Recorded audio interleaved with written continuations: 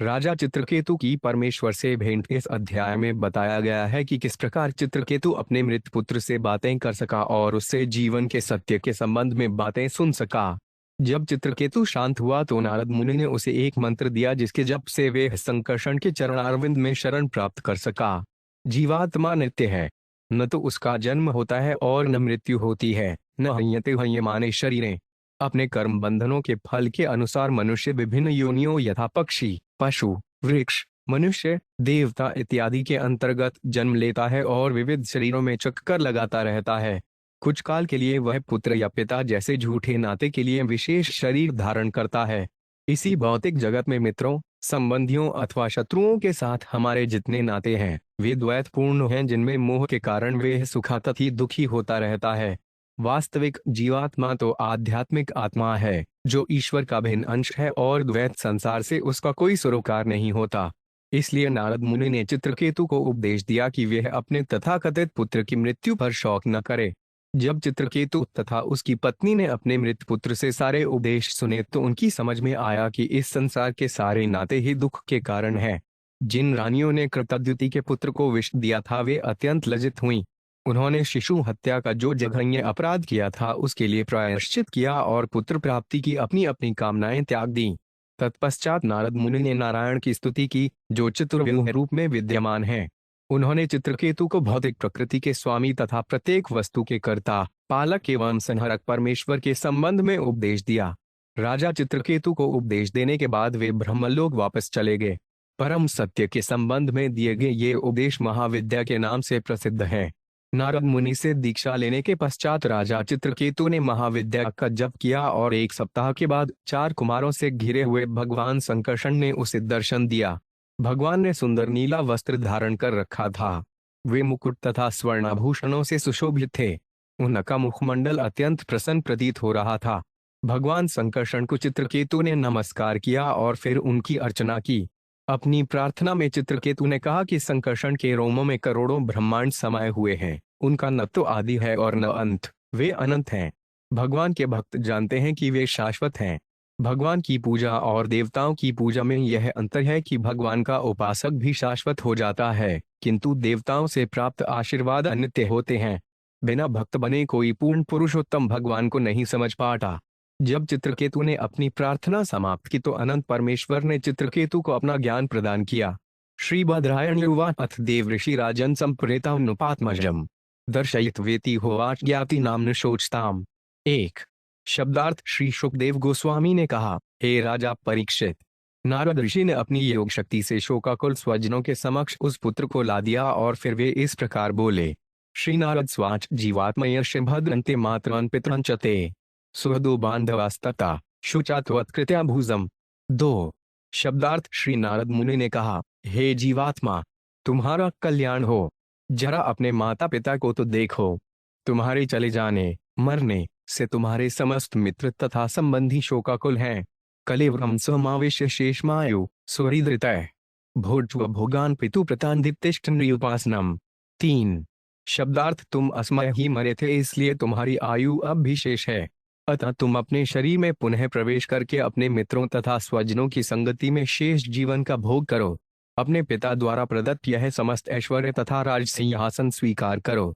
जीववाच कस्मि जन्मयमि महापितरो मातरो 5 भवन कर्मभिश्राम्यमाणस्य देवतिरेडनु योनिषु। 4 नारद मुनि की योग शक्ति से जीवात्मा थोड़े समय के लिए मृत शरीर में पुनः प्रविष्ट हुआ और नारद मुनि के अनुरोध पर इस प्रकार बोला, मैं जीव अपने कर्म फलों के अनुसार एक शरीर से दूसरे शरीर में देहांतर करता रहता हूँ। इस प्रकार कभी देवताओं की योनि में रहता हूँ तो कभी निम्न पशुओं अथवा वनस्पतियों में और कभी मनुष्य योनि में रहता हूँ। अतः ये किस जन्म में मेरे माता तथा पिता थे? वास्तव में न तो कोई मेरी माता है और न कोई पिता, तो मैं इन दोनों व्यक्तियों को अपने माता पिता के रूप में कैसे स्वीकार कर सकता हूँ? तात्पर्य यहाँ यह स्पष्ट कर दिया गया है कि जीव भौतिक देह में प्रवेश करता है जो कि एक यंत्र, मशीन के तुल्य है, जिसकी रचना 5 स्थूल तत्वों पृथ्वी, जल, अग्नि, वायु तथा आकाश तथा 3 सूक्ष्म तत्वों मन, बुद्धि तथा अहंकार से हुई है। जैसा कि भगवद्गीता में पुष्टि हुई है, उत्तम तथा अधम ये 2 प्रकार की प्रकृतियां हैं और इन दोनों का संबंध श्री भगवान से है। जीवात्मा के कर्म फल के अनुसार ही जीव विभिन्न प्रकार की भौतिक देहों में प्रवेश करने के लिए बाध्य है। यहाँ पर वह जीवात्मा महाराज चित्रकेतु तथा रानी कृतद्युति का पुत्र ही माना गया था, क्योंकि प्रकृति के नियमानुसार वह राजा तथा रानी द्वारा निर्मित शरीर में प्रविष्ट हुआ था, किंतु वास्तव में वह उनका पुत्र नहीं था। जीवात्मा तो श्री भगवान का पुत्र है, और चूंकि वह इस जगत का भोग करना चाहता है, अतः परमेश्वर उसे विभिन्न देहों में प्रविष्ट होने का अवसर प्रदान करते हैं। जीवात्मा का उस भौतिक देह से कोई सच्चा संबंध नहीं होता जिसे वह अपने माता पिता से प्राप्त करता है। वह तो परमात्मा का भिन्न अंश होता है, किंतु विभिन्न देहों में जाने के लिए उसे छूट मिली रहती है। तथाकथित माता पिता द्वारा प्रदत्त शरीर का वास्तव में इसके तथाकथित सृष्टिकर्ताओं से कोई संबंध नहीं होता। इसलिए जीवात्मा ने सीधे नकार दिया कि महाराज चित्रकेतु तथा उसकी पत्नी उसके माता पिता थे। बंधु ज्ञाति मध्यस्थ मित्रोदासीन विद्वेष सर्व इवहि सर्वेशम भवंती क्रमशोमित है 5। यह भौतिक जगत नदी की भांति प्रवहमान है, जो अपने जीवात्मा को लिए जा रही है और जिसमें सभी लोग समयानुसार मित्र, कुटुंबी तथा शत्रु बनते रहते हैं। वे उदासीन, मध्यस्थ, द्वेषी तथा कई अन्य प्रकारों से कार्य करते हैं। इतने पर भी कोई किसी से स्थायी रूप से संबद्ध नहीं है। तात्पर्य, इस भौतिक जगत में यह हमारा व्यवहार सिद्ध अनुभव है कि जो व्यक्ति आज किसी का मित्र है, वही कल उसका शत्रु बन जाता है। मित्र अथवा शत्रु, परिजन या बाहरी लोग जैसे संबंध वास्तव में हमारे भिन्न भिन्न व्यवहारों से उत्पन्न है। चित्रकेतु महाराज अपने मृत पुत्र के लिए शोक कर रहे थे, किंतु वे चाहते तो इस स्थिति को भिन्न रूप में सोच सकते थे। वे यह सोच सकते थे कि जीवात्मा पिछले जन्म में मेरा शत्रु था, जो अब मेरा पुत्र बनकर उत्पन्न हुआ और मुझे कष्ट पहुंचाने के लिए असमय प्रयाण कर रहा है। तो अपने मृत पुत्र को अपना शत्रु सोचकर वे शोक करने के बजाय अपने शत्रु की मृत्यु पर उल्लसित क्यों नहीं हुए? जैसा कि भगवद्गीता 3.27 में कहा गया है, प्रकृते क्रियमाणान्यु कर्माणि सर्वश। वास्तव में प्रकृति के गुणों की संगति से ही सब कुछ घटित होता है। अतः सत्वगुण की संगति से जो आज मेरा मित्र है, वही कल रजो तथा तमो गुणों की संगति से मेरा शत्रु बन सकता है। प्रकृति के इन गुणों के कार्यशील होने से ही हम मोहवश अन्यों को मित्र, शत्रु, पुत्र या पिता मान बैठते हैं। यथा वस्तुनि पर्यानि हेमादीने ततस्ततः पर्यटन नरेषु एवं जीवो योनिषु कर्तृषु। 6। शब्दार्थ, जिस प्रकार सोना तथा अन्य व्यापारिक वस्तुएं समय समय पर क्रम विक्रम के कारण लगातार एक स्थान से दूसरे स्थान को स्थानांतरित होती रहती हैं, उसी प्रकार जीवात्मा भी अपने कर्मों के कारण पूरे ब्रह्मांड में घूमता रहता है। तात्पर्य, जैसा कि पहले कहा जा चुका है, चित्रकेतु का पुत्र उसका शत्रु था और अब उसे दारुण दुख देने के लिए ही पुत्र रूप में उत्पन्न हुआ था। निसंदेह पुत्र के असामयिक निधन से पिता को गहरा शोक हुआ। चाहे तो कोई तर्क कर सकता है, यदि पुत्र राजा का शत्रु था तो फिर उसके लिए राजा के हृदय में इतना स्नेह क्यों? इसका उत्तर यह है कि शत्रु के हाथ में किसी की संपत्ति चली जाती है तो वे संपत्ति शत्रु की मित्र बन जाती है। वे उसे अपने कार्य के लिए उपयोग में ला सकता है। यही नहीं, यदि चाहे तो वह पहले स्वामी को उसके द्वारा हानि भी पहुंचा सकता है। अतः वह संपत्ति दो में से किसी की भी नहीं रहती। संपत्ति तो सदा संपत्ति रहती है, किंतु विभिन्न अवस्थाओं में इसे मित्र या शत्रु के रूप में उपयोग में लाया जा सकता है। जैसा कि भगवद गीता में कहा गया है, जीवात्मा को जन्म देने वाला न तो कोई पिता है न माता। जीवात्मा तथाकथित पिता माता से पृथक स्वरूप है। प्रकृति के नियमानुसार जीवात्मा पिता के वीर्य में प्रविष्ट होकर माँ के गर्भ में अंत क्षेपण किया जाता है। उसे यह चुनने की छूट नहीं है कि कौन उसका पिता हो। प्रकृति क्रियाणानि, प्रकृति के नियमों से बाध्य करके भिन्न भिन्न माताओं तथा पिताओं के पास भेजते हैं, मानो खरीदी तथा बेची जाने वाली कोई सामग्री हो। अतः पिता तथा पुत्र का तथाकथित संबंध प्रकृति की व्यवस्था है। इसका कोई अर्थ नहीं है। यह मुख कहलाती है। वही जीवात्मा कभी पशु रूपी माता पिता की शरण ग्रहण करता है तो कभी मानव माता पिता की।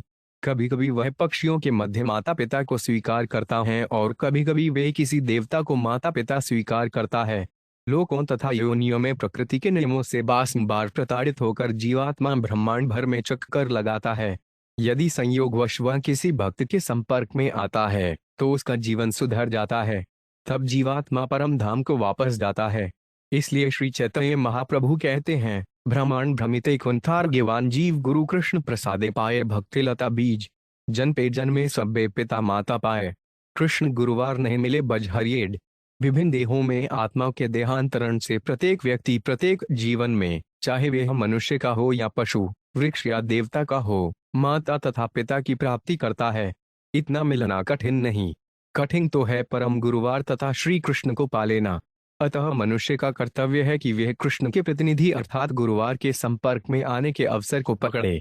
गुरुवार या आत्मपिता के पथ प्रदर्शन से परम धाम वापस जाना सहज है। नित्यस्य अर्थस्य संबंधो हा नित्यो हृष्यतेनुषु यावद्यस्य हि संबंधो ममत्वं तावदेव हि। 7 शब्दार्थ कुछ ही जीवात्माएं मनुष्य योनि में जन्म लेती हैं और शेष दूसरी पशु योनि में जन्मती हैं। यद्यपि ये दोनों ही जीवात्माएं हैं, किंतु इनके संबंध अस्थायी हैं। कोई पशु किसी मनुष्य के अधिकार में कुछ काल तक रहकर किसी दूसरे के अधिकार में जा सकता है। जब पशु चला जाता है, पहले वाले मालिक का स्वामित्व भी चला जाता है। जब तक वह पशु उसके अधिकार में रहता है, उसके प्रति उसका लगाव रहता है, किंतु उसको बेचते ही सारा लगाव छूट जाता है। तात्पर्य: इस श्लोक में दिए गए उदाहरण से स्पष्ट है कि आत्मा का देहांतरण एक शरीर से दूसरे में होने के साथ ही इस जीवन में भी जीवात्माओं के बीच के संबंध अस्थायी हैं। चित्रकेतु के पुत्र का नाम हर्ष, शोक अथवा हर्ष तथा शोक था। जीवात्मा निश्चय ही नित्य है, किंतु शरीर रूपी अनित्य परिधान से आवृत होने से उसकी अनित्यता प्रकट नहीं होती। देहिनो 5 में था देहे कौमारन यौवन जरा। इस शरीर के साथ लगा आत्मा निरंतर बाल्यपन से तरुणावस्था और फिर बुढ़ापे में जाता रहता है। इस प्रकार यह शारीरिक परिधान अस्थायी है, किंतु जीवात्मा स्थायी है। जिस प्रकार पशु एक स्वामी से दूसरे स्वामी के यहाँ चला जाता है, उसी प्रकार जीवात्मा, जो कुछ काल तक चित्रकेतु के पुत्र रूप में था, वही जब अन्य शरीर में प्रविष्ट हो गया तो सारा स्नेह संबंध टूट गया।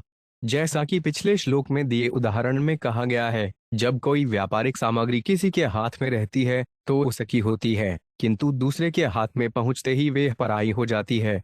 तब न तो उसके साथ उसका कोई संबंध रह जाता है, न ही वे स्नेह और शौक करता है।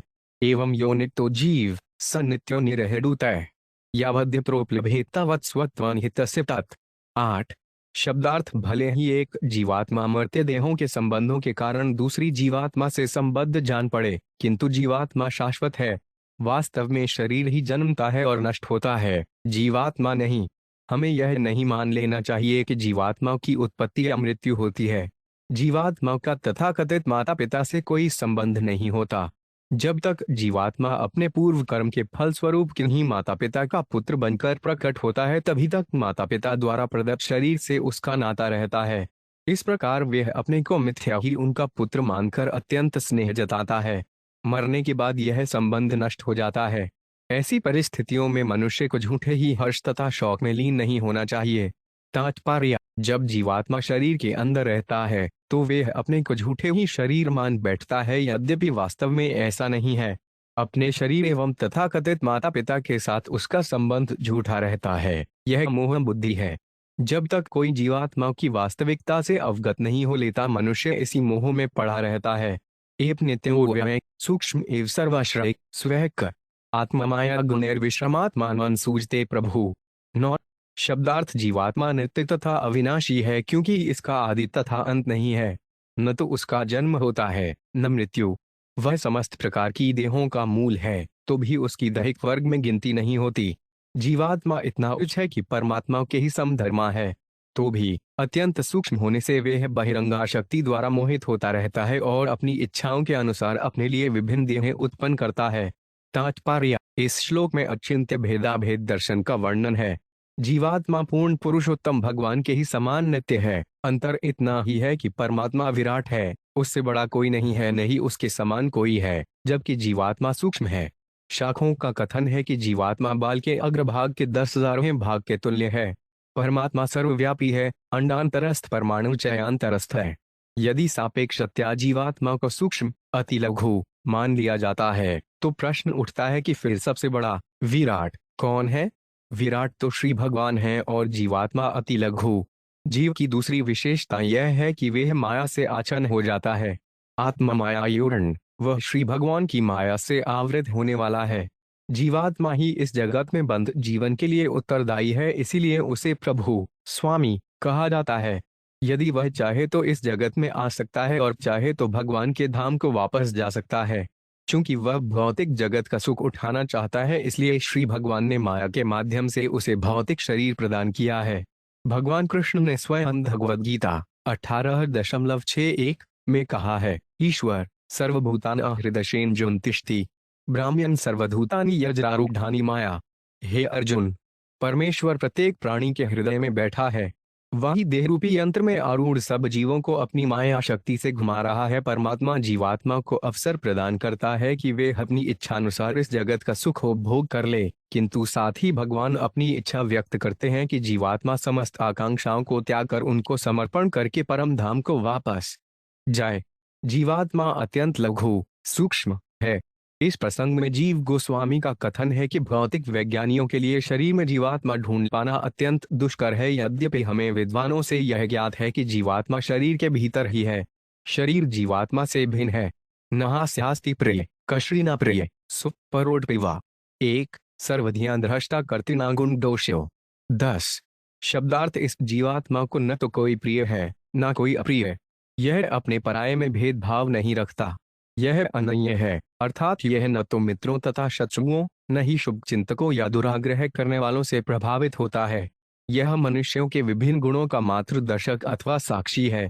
तात्पर्य, जैसा कि पिछले श्लोक में कहा गया है, जीवात्मा तथा श्री भगवान के गुण एक से हैं, किंतु जीव सूक्ष्म होने के कारण इन्हें कम मात्रा में रखता है, जबकि परमात्मा सर्वव्यापी तथा विराट है। परमात्मा के न तो मित्र हैं न शत्रु या संबंधी ही, क्योंकि वे बद्धजीवों की सभी प्रकार की अयोग्यताओं से वे परे हैं। दूसरी ओर वे अपने भक्तों पर अत्यंत अनुकूल एवं दयालु रहते हैं। वे उन व्यक्तियों से तनिक भी प्रसन्न नहीं होते जो उनके भक्तों से ईर्ष्या करते हैं। भगवद्गीता 9:29 में भगवान ने स्वयं इसकी पुष्टि की है। समोहन सर्वभूतेषु न मे द्वेषोपस्ति न प्रिय ये भजन्ति तुम महान भक्ता मयि ते तेवो चापहस। मैं न तो किसी से द्वेष करता हूँ और न किसी का पक्षपात। मेरा तो जीव मात्र में संभाव है, परंतु जो प्राणी भक्ति भाव से मेरी सेवा करते हैं वे मेरे मित्र हैं और मुझ में ही स्थित हैं, और मैं भी उनका मित्र हूँ। परमेश्वर के न तो शत्रु हैं न मित्र, किंतु वे उस भक्त के प्रति अनुकूल हैं जो उनकी भक्ति में सदा लगा रहता है। इसी प्रकार भगवान गीता 16.19 में अयत्र कहते हैं, तान हे द्वेषत् क्रूरान संसारे दुनरात्मान कृपा मिर्जस्म शुभाना सुरीश्वेव योनियु। वे जो ईर्ष्यालु है और दुराग्रही है, उन नराधमों को मैं भवसागर में निरंतर आसुरी योनियों में ही गिराता हूँ। ईश्वर उनके परम विरुद्ध रहते हैं जो उनके भक्तों से द्वेष रखते हैं। अपने भक्तों की रक्षा के लिए कभी कभी ईश्वर को उनके शत्रुओं का वध भी करना पड़ता है। उदाहरणार्थ, प्रहलाद महाराज की रक्षा के लिए उन्हें उनके शत्रु हिरण्यकशिपु का वध करना पड़ा। यद्यपि उनके द्वारा मारे जाने से उसे मोक्ष मिल गया। चूंकि ईश्वर सबके कार्यों का साक्षी है, अतः वे अपने भक्तों के शत्रुओं के कार्यों को देखता रहता है और उनको दंड देने के लिए उद्यत रहता है। किंतु अन्य जीवात्माओं के कार्यों का वे साक्षी भर रहता है और उन्हें पाप या पुण्य कर्मों के अनुसार फल देता है। नादत आत्मा ही गुण न दोष न क्रिया फलम उदासीन वदासीन परवरहगीश्वर 11। शब्दार्थ, कार्य और कारण का स्रष्टा यह आत्मा सकाम कर्मों से जनित सुख तथा दुख को स्वीकार नहीं करता। वह भौतिक देह स्वीकार करने या न करने के लिए परम स्वतंत्र है और भौतिक शरीर न होने के कारण वह सदैव उदासीन या तटस्थ रहता है। जीवात्मा ईश्वर का भिन्न अंश है और सूक्ष्म मात्रा में उनके गुणों को धारण किए रहता है। अतः मनुष्य को शौक से प्रभावित नहीं होना चाहिए। तात्पर्य, बद्धजीव के शत्रु तथा मित्र दोनों होते हैं। वह अपनी स्थिति के कारण गुण और दोषों से प्रभावित होता है, किंतु परमेश्वर तो सदैव दिव्य है। ईश्वर होने से द्वैतता का उस पर कोई प्रभाव नहीं पड़ता। अतः यह कहा जा सकता है कि वह अच्छे या बुरे कर्मों के कारणों तथा फलों का साक्षी स्वरूप हृदयों में स्थित रहता है। हमें यह समझ लेना चाहिए कि उदासीन का अर्थ यह नहीं है कि वह क्रियाहीन रहता है, वरन इसका अर्थ यह है कि वह स्वयं प्रभावित नहीं होता है। उदाहरणार्थ, जब न्यायाधीश के समक्ष दो विरोधी पक्ष उपस्थित होते हैं तो वह निष्पक्ष उदासीन बना रहता है, किंतु वे फिर भी प्रसंगानुसार न्याय करता है। कर्मों के प्रति पूर्णतया उदासीन या निष्पक्ष रहने के लिए हमें परम उदासीन पुरुष के चरणारविंद की शरण ग्रहण करनी चाहिए। महाराज चित्रकेतु को यह उपदेश दिया गया कि पुत्र की मृत्यु जैसी दुखदायक घटना के उपस्थित होने पर उदासीन रह पाना असंभव है। फिर भी चूंकि ईश्वर हर तरह से संतुलन करना जानते हैं, अतः सबसे सुगम मार्ग यही है कि उन्हीं पर आश्रित रहा जाए और उन्हीं की भक्ति की जाए। सभी परिस्थितियों में द्वैत भाव से विचलित नहीं होना चाहिए। जैसा कि थयवदीता 2.47 में कहा गया है, कर्मण्येवाधिकारस्ते या फलेषु कदाचन माँ कर्मफल ही बुद्धवाते संग्रह उस्तु कर्माणि। तेरा अधिकार नियत कर्म करने में ही है, कर्मफल में नहीं। तू अपने को कर्मफल का हेतु भी न मान और कर्तव्य न करने में भी आसक्त न हो। मनुष्य को चाहिए कि वह भक्ति का उत्तरदायित्व निभाए और कर्मफल के लिए भगवान पर आश्रित रहे। श्रीभद्रायनिर्वाच तुदीरे गतो जीवो ज्ञात्यस्तस्य ते तदा विस्मिता मुमुचु शौक्षित्वात्मस्नेहशुडुल्लाहम। 12। शब्दार्थ श्री सुखदेव गोस्वामी ने आगे कहा, जब महाराज चित्रकेतु के पुत्र रूप में वे बद्ध जीव इस प्रकार बोलकर जब चला गया तो चित्रकेतु तथा मृत पुत्र के अन्य संबंधी अत्यंत विस्मित हुए। तब उन्होंने उसके साथ अपने संबंध से उत्पन्न स्नेह बंधन को काट दिया और शौक का परित्याग कर दिया। निरहत्य ज्ञातो ज्ञात देह कृतवोचिता क्रिया ततिर्जुटुस्तेजन स्नेह शोक मोभयार्तिदम। 13। शब्दार्थ मृत बालक के शरीर का दाह संस्कार तथा यथोचित अनुष्ठान संपन्न करने के बाद संबंधियों ने उस स्नेह को भी त्याग दिया जिसके कारण मोह, शौक, भय तथा दुख की प्राप्ति होती है। निसंदेह ऐसे स्नेह को त्याग पाना कठिन है, किंतु उन्होंने सरलता से परित्याग कर दिया। बालग्नयो वरीडितास्तत्र बालहत्याहत प्रभा बालहत्यावृतां चेरुब्रहा नैर्य निरूपितम अमुनायाम महाराज स्मरन्त्योद्विज भाषितम। 94। शब्दार्थ रानी कृतद्युति की सौतें जिन्होंने बालक को विष दिया था अत्यंत लज्जित हुई और उनके शरीर का अंतविहीन हो गए। हे राजन, शौक करते हुए उन्हें ऋषि अंगिरा के उपदेश स्मरण हुआ और उन्होंने पुत्र उत्पन्न करने की कामना का परित्याग कर दिया। ब्राह्मणों के निर्देशानुसार वे यमुना के तट पर गईं, वहां पर स्नान किया और अपने पाप कर्मों के लिए प्रायश्चित किया। तात्पर्य, इस श्लोक में बाल हत्याहत गर्भा पद विशेष रूप से ध्यान देने योग्य है। बाल हत्या को प्रथा दीर्घ काल से मानव समाज में चली आती रही है, किंतु उस समय यह बिरले ही की जाती थी। किंतु आजकल कली काल में गर्भपात भ्रूण हत्या एक सामान्य बात हो गई है। यहाँ तक कि कभी कभी जन्म के बाद भी बच्चे की हत्या कर दी जाती है। यदि कोई स्त्री ऐसा जघन्य कार्य करती है, वे धीरे धीरे अपने शरीर की कांति खो देती है। बाल हत्याहत प्रथा। यहाँ यह भी ध्यान देने की बात है कि जिन स्त्रियों ने बच्चे को विष देने का घोर पाप कर्म किया था, वे अत्यधिक लज्जित थीं और उन्हें ब्राह्मणों के आदेशानुसार बाल हत्या के लिए प्रायश्चित करना पड़ा। यदि किसी खत्री ने कभी ऐसा दुष्कृत्य किया हो तो उसे प्रायश्चित करना होता है, किंतु आजकल कोई ऐसा नहीं करता। ऐसी दशा में जो स्त्री बाल हत्या की अपराधी होती है उसे इस जीवन में तथा अगले जन्म में दुख भोगना पड़ेगा। इस घटना को सुनकर सत्यनिष्ठ आत्माओं को बाल हत्या से विरत होना चाहिए और अपने दुष्कर्मों के लिए गंभीरतापूर्वक श्री कृष्ण की भक्ति करनी चाहिए। यदि कोई निरपराध भाव से हरे कृष्ण महामंत्र का जप करता है तो तुरंत ही उसके सभी पाप कर्मों का प्रायश्चित हो जाता है, किंतु मनुष्य को चाहिए कि ऐसे कर्म पुनः करे कर यों कि यह पाप है। सहित प्रतिबुधात्मा चित्रकेतु की जोक्त भी गृहांधकूपानिष्क्रांत सरह पड़ा दिव्द्वीप। 15। शब्दार्थ परम ब्राह्मण अंगिरा तथा नारद के उपदेशों से जागृत होकर राजा चित्रकेतु आत्मज्ञान से भली भांति अवगत हो गया। जिस प्रकार हाथी की चढ़युक्त जलाशय से बाहर निकल आता है, वैसे ही राजा चित्रकेतु गृहस्थ जीवन के अंधकूप से बाहर निकल आया। कालिंदा विधिवत स्नात्वा कृत पुण्य जलक्रिय मौनेन संयत प्राणो ब्रह्मपुत्रावंत। 16। शब्दार्थ राजा ने यमुना जल में स्नान किया और विधिपूर्वक अपने पितरों तथा देवताओं को जल का अर्घ्य दिया। फिर इंद्रियों तथा मन को बड़े विकटता से संयमित करते हुए उन्होंने ब्रह्मा जी के दोनों पुत्रों अंगिरा तथा नारद को नमस्कार किया। अथ तस्मै प्रपन्नाय भक्ताय प्रणेतात्मने भगवान नारद प्रीतो विद्यामेतामुवाच। 17। शब्दार्थ तत्पश्चात आत्मसंयमी तथा शरणागत भक्त चित्रकेतु पर अत्यधिक प्रसन्न होकर सर्वाधिक शक्तिमान मुनि नारद ने निम्नानुस्तर दिव्य उपदेश दिया। 3। नमस्तुभ्यं भगवते वासुदेवाय धीमहि प्रद्युम्नाय अनिरुद्धाय नम सदर्शनाय च। 18। नमो विज्ञान मात्राय परमानंद मूर्तये आत्मारामाय शांताय निवृत्त द्वैतश्रे। 19। शब्दार्थ नारद ने चित्रकेतु को निम्नलिखित मंत्र प्रदान किया। 3 कार प्रणव नाम से संबोधित किए जाने वाले हे ईश्वर, हे पूर्ण पुरुषोत्तम भगवान, मैं आपको सादर नमस्कार करता हूँ। हे भगवान वासुदेव, मैं आपका ध्यान करता हूँ। हे भगवान प्रद्युम्न, भगवान अनिरुद्ध तथा भगवान संकर्षण, मैं आपको सादर नमस्कार करता हूँ। हे दिव्य शक्ति के आगार, हे परमानंद, मैं आत्मनिर्भर आत्माराम तथा परम शांत आपको सादर नमस्कार करता हूँ। हे परम सत्य, अद्वितीय, आप ब्रह्म, परमात्मा तथा भगवान रूप में जाने जाते हैं, अतः आप समस्त ज्ञान के आगार हैं। मैं आपको सादर नमस्कार करता हूँ। तात्पर्य: भगवद गीता में श्री कृष्ण कहते हैं कि वे प्रणव सर्ववेदेश, वैदिक मंत्रों में 30 अक्षर हैं। दिव्य ज्ञान में भगवान को प्रणव 3 कार के रूप में संबोधित किया जाता है, जो नाद रूप में ईश्वर का प्रतीकात्मक रूप है। 34 नगो भगवते वासुदेवाय, वासुदेव जो नारायण का अंश है, अपने आप को प्रद्युम्न, अनिरुद्ध तथा संकर्षण रूप में विस्तारित करते हैं। संकर्षण से नारायण का दूसरा विस्तार होता है और इस नारायण से वासुदेव, प्रद्युम्न, संकर्षण और अनिरुद्ध का विस्तार होता है। संकर्षण 3 पुरुषों के समूह के आदि कारण है। इनके नाम हैं कारणोदकशाई विष्णु, गर्भोदकशाई विष्णु तथा क्षीरोदकशाई विष्णु। क्षीरोदकशाई विष्णु प्रत्येक ब्रह्मांड में श्वेतद्वीप नामक विशेष लोक में अवस्थित हैं। इसकी पुष्टि ब्रह्म संहिता में मिलती है। अंडांतरस्थ, अंश शब्द का अर्थ है यह ब्रह्मांड। इस ब्रह्मांड में श्वेतद्वीप नामक एक लोक है जहाँ क्षीरोदकशाई विष्णु अवस्थित हैं। उन्हीं से इस ब्रह्मांड के सारे अवतार उद्भूत हैं। जैसा कि ब्रह्म संहिता में पुष्टि की गई है, श्री भगवान के ये समस्त रूपद स्थित तथा अच्युत हैं। बद्धजीवों की भांति वे नीचे नहीं गिरते।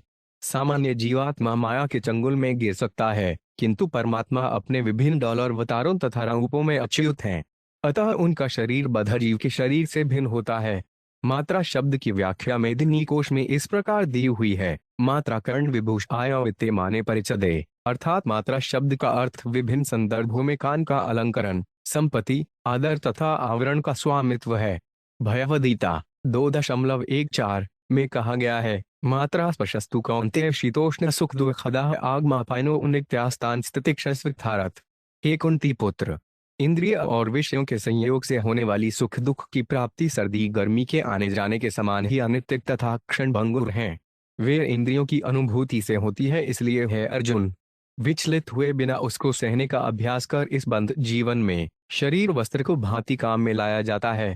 जिस प्रकार हमें गर्मी तथा सर्दी में भिन्न भिन्न प्रकार के बखतरों की आवश्यकता पड़ती है, उसी प्रकार हम बद्धजीव अपनी कामनाओं के ही अनुरूप अपना शरीर बदलते रहते हैं। किंतु भगवान का शरीर ज्ञान से पूर्ण होने के कारण इसे किसी प्रकार के आच्छादन, वस्त्र की आवश्यकता नहीं होती। यह विचार कि श्री कृष्ण का शरीर भी हमारी ही तरह है, अर्थात उनके शरीर तथा आत्मा भिन्न भिन्न हैं, हमारी नासमझी है। श्री कृष्ण में ऐसा अंतर नहीं होता, क्योंकि उनका शरीर ज्ञानमय है। हमें तो भौतिक शरीर इसलिए प्राप्त होता है क्योंकि हमें ज्ञान का अभाव रहता है, किंतु वासुदेव श्री कृष्ण ज्ञान से पूरित हैं, इसलिए उनके शरीर तथा आत्मा में कोई अंतर नहीं होता। श्री कृष्ण को आज से 4 करोड़ वर्ष पूर्व सूर्य देव से कहे गए वचन याद हैं, किंतु सामान्य मनुष्य को एक दिन पहले कही गई बातें याद नहीं रहती हैं। हमारे शरीर तथा श्री कृष्ण के शरीर में यही अंतर है। इसलिए ईश्वर को विज्ञान मात्राएं परमानंद मूर्ति कहा गया है। क्योंकि भगवान का शरीर ज्ञानमय है, अतः वे सदैव दिव्य आनंद का अनुभव करते रहते हैं। दरअसल उनका स्वरूप ही परमानंद है। इसकी पुष्टि वेदांत युतमरे में हुई है। आनंदमयो उभयासात, ईश्वर सहज ही आनंदमय है। जब भी हम श्री कृष्ण का दर्शन करते हैं, वे सभी परिस्थितियों में आनंदमय रहते हैं। उन्हें कोई खिन्न नहीं कर सकता। आत्मा रामाय, उन्हें बाहरी सुख ढूंढने की कोई आवश्यकता नहीं है, क्योंकि वे आत्मनिर्भर हैं। शांताक, उन्हें कोई चिंता नहीं रहती। जिसे अन्य साधनों से आनंद खोजना होता है, वे सदैव चिंताग्रस्त रहता है। कर्मी, ज्ञानी तथा योगी चिंता से पूर्ण रहते हैं, क्योंकि उन्हें कुछ न कुछ चाहिए, किंतु भक्त को किसी वस्तु की आवश्यकता नहीं रहती। वह तो परम आनंदमय भगवान की सेवा करके ही संतुष्ट रहता है। निवद वैरित हर्षतये, हमारे बंध जीवन में हमारे शरीर में विभिन्न अंग होते हैं, किंतु श्री कृष्ण के विभिन्न अंगों का आभास तो होता है, पर उनके शरीर का कोई भी अंग दूसरे अंग से भिन्न नहीं होता। श्री कृष्ण अपने नेत्रों से देख सकते हैं और नेत्रों के बिना भी देख सकते हैं। अतः शैवाश्चतर उपनिषद का वचन है, पश्यत्य चक्षु। वे अपने हाथों तथा पांवों से देख सकते हैं। उन्हें किसी विशेष कार्य को करने के लिए शरीर का कोई विशेष अंग नहीं चाहिए। अंगरानी यस्य सक्लेडीय वृत्तिमति, वे अपने शरीर के किसी भी अंग से कोई भी इच्छित कार्य कर सकते हैं, इसलिए वे सर्वशक्तिमान कहलाते हैं। आत्मानंदानुभूत व्यस्त शक्तियों में नमः ऋषिकेशाय महते नमस्ते अनंत मूर्ते। 20 शब्दार्थ, अपने व्यक्तिगत आनंद का अनुभव करते हुए आप सदैव भौतिक प्रकृति की लहरों के परे हैं। अतः हे ईश्वर, मैं आपको सादर नमस्कार करता हूँ। आप इंद्रियों के परम नियामक, प्रेरक हैं और आपके रूप के प्रकाश, विस्तार, अनंत हैं। आप परम महान हैं, अतः मैं आपको सादर नमस्कार करता हूँ। तात्पर्य: इस श्लोक में जीवात्मा और परमात्मा में अंतर बताया गया है। बद्धजीव तथा ईश्वर के रूपों में अंतर है, क्योंकि ईश्वर सदा आनंदमय है, किंतु जीव सदैव भौतिक संसार के तापत्रय के अधीन रहता है। परमेश्वर तो सच्चिदानंद विग्रह हैं। वे अपने आप से आनंद प्राप्त करते हैं। उनका शरीर दिव्य सत्वमय है, किंतु बद्ध जीव को भौतिक शरीर के कारण अनेक शारीरिक तथा मानसिक व्याधियां सताती रहती हैं। बद्ध जीव सदैव आसक्ति तथा विरक्ति से पीड़ित रहता है, जबकि ईश्वर इस द्वैतता से सदा मुक्त रहता है। ईश्वर समस्त इंद्रियों का परम स्वामी है, जबकि बद्ध जीव इंद्रियों द्वारा संचालित होता है। ईश्वर विराट है, जबकि जीवात्मा सूक्ष्मतम है। जीवात्मा को माया की लहरें प्रभावित करती रहती हैं, किंतु परमेश्वर समस्त कर्मों तथा उनके फलों से परे हैं। परमेश्वर के अनेकानेक विस्तार हैं। अद्वैत अच्युतप अनादि अनंत रूप है, किंतु बंध जीवात्मा का केवल एक रूप होता है। इतिहास बताता है कि कभी कभी जीवात्मा योग शक्ति से 8 रूपों में विस्तार कर सकता है, किंतु ईश्वर के शारीरिक विस्तार अनंत हैं। इसका तात्पर्य यह हुआ कि पूर्ण पुरुषोत्तम भगवान की देहों का कोई वार पार नहीं है। वचस्युप्रतेन प्राप्य एको मनसा से अनामरूप श्रृन्मात्र सोव्यान सदसत्पर 21।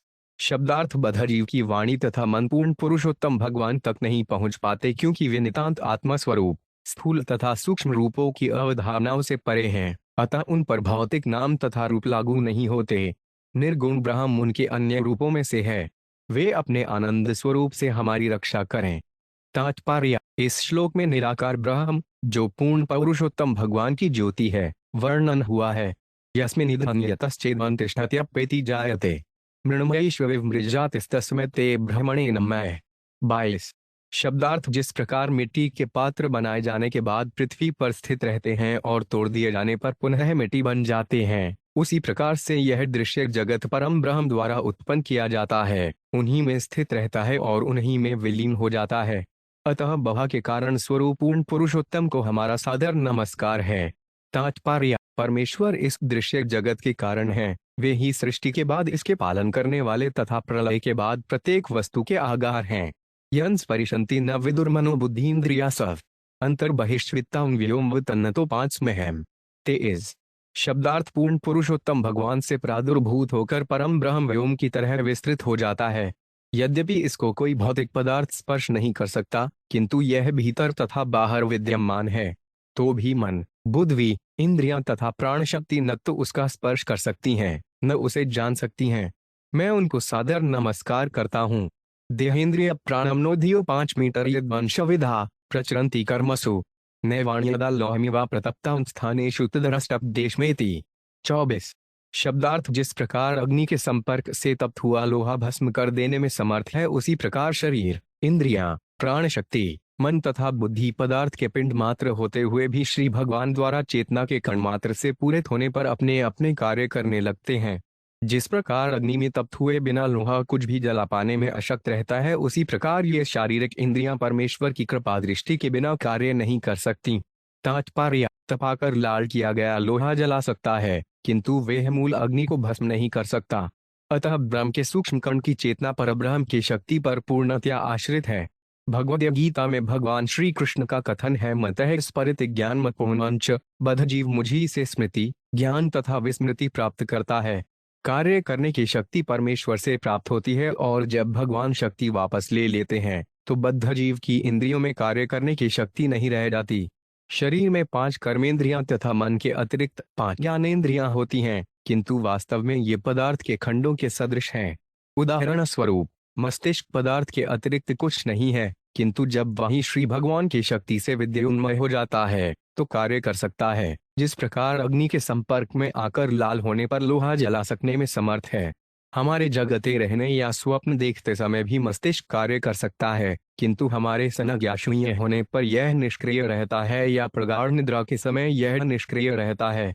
चूंकि मस्तिष्क पदार्थ का एक पिंड है, इसमें कार्य करने की स्वतंत्र सक्षमता नहीं होती है। वे तभी कार्य कर सकता है जब उस पर ब्रह्म या परब्रह्म स्वरूप श्री भगवान को कृपा दृष्टि होती है। यही वह विधि है जिससे यह समझा जा सकता है कि परब्रह्म श्री कृष्ण सर्वत्र व्याप्त हैं।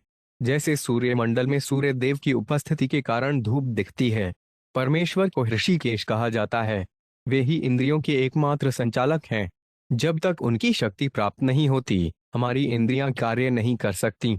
दूसरे शब्दों में, ईश्वर ही एकमात्र दृश्य, कर्ता, श्रोता तथा नियंता है। 3 नमो भगवते महापुरुषाय महानुभावाय महाविभूतित्य सकल सात्वत प्रवृणिकर रकमल कुर्मलोपलालित चरणारविंद युगल परम प्रमेष्ठ नमस्ते। डबल डंडा। 27। शब्दार्थ है वैकुंठ लोक में आसीन दिव्य ईश्वर। आपके चरण कमल सदैव श्रेष्ठ भक्तों के समुदाय के कर कमलों के द्वारा चांपे जाते हैं। आप 6 ऐश्वर्यों से पूर्ण श्री भगवान हैं। आप पुरुष सूक्त की स्तुतियों में वर्णित परम पुरुष हैं। आप परम पूर्ण, समस्त योग शक्तियों के स्वरूप सिद्ध स्वामी हैं। मैं आपको सादर नमस्कार करता हूँ। तात्पर्य, कहा जाता है परम सत्य तो एक है, किंतु वे ब्रह्म, परमात्मा तथा भगवान जैसे विविध रूपों में प्रकट होता रहता है। पिछले श्लोकों में परम सत्य के ब्रह्म तथा परमात्मा रूपों का वर्णन हो चुका है। अब यह परम पुरुष के प्रति भक्ति योग में की गई स्तुति है। इस प्रसंग में सकल सात्वत प्रवृद्ध शब्दों का प्रयोग हुआ है। सात्वत शब्द का अर्थ भक्तजन है और सकल का अर्थ है सब मिलकर भक्तों के भी चरण अकमल होते हैं और वे अपने कर कमलों से भगवान के चरण अकमलों की सेवा करते हैं। कभी कभी भक्त भगवान के चरण अकमलों की सेवा में सक्षम नहीं होते, इसलिए भगवान को परम परमिजन कहा गया है। परम पुरुष होते हुए भी वे भक्तों पर अत्यंत दयालु रहते हैं। भगवान की सेवा करने के लिए कोई भी योग्य, सक्षम नहीं है, किंतु फिर भी यदि भक्त उसके योग्य नहीं होता तो दयालु भगवान उसके इस विनीत प्रयत्न को स्वीकार कर लेते हैं।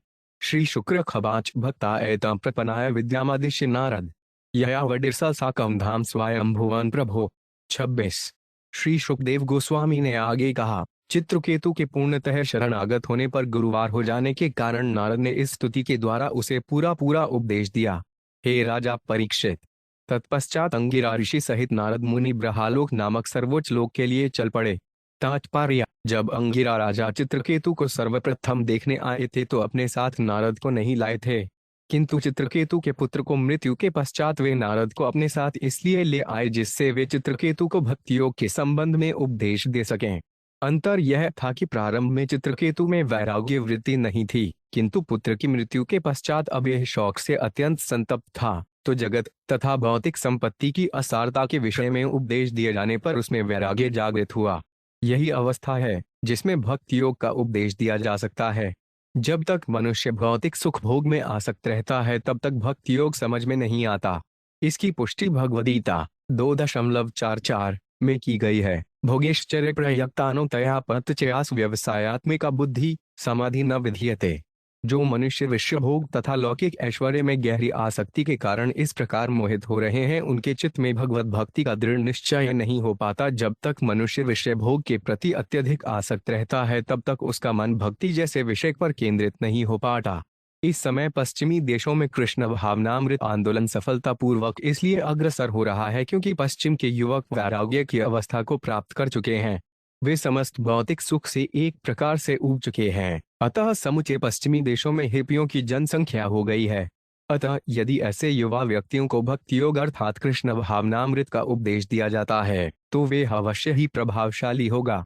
ज्यों ही चित्रकेतु को वैराग्य विद्या का दर्शन समझ में आ गया त्यों ही वह भक्ति योग की प्रक्रिया को समझ सका। इस संबंध में श्री सार्वभौम भट्टाचार्य ने कहा है, वह यह विद्या निज भक्तियों वैराग्य विद्या तथा भक्ति योग समांतर रेखाएं हैं, एक को समझने के लिए दूसरा अनिवार्य है। यह भी कहा गया है, भक्ति परदेशन विरक्तिरन्यत्र च। भागवत 19:2.42। कृष्ण भावनामृत अथवा भक्ति में उन्नति का लक्षण है भौतिक सुख से बढ़ती हुई विरक्ति। नारद मुनि भक्ति के जनक हैं, इसलिए चित्रकेतु पर अहेतु की कृपा करने के कारण उसे उपदेश देने के लिए अंगिरा अपने साथ नारद मुनि को लेते आए। उनके इन उपदेशों का अत्यधिक प्रभाव पड़ा। जो कोई नारद मुनि के चरण चिह्नों का अनुसरण करता है वह निश्चय ही शुद्ध भक्त है। चित्रकेतुस्तुता विद्या यथा नारद भाषिताम धार्यामास सप्ताहमभक्ष सुस्माहितः। 27।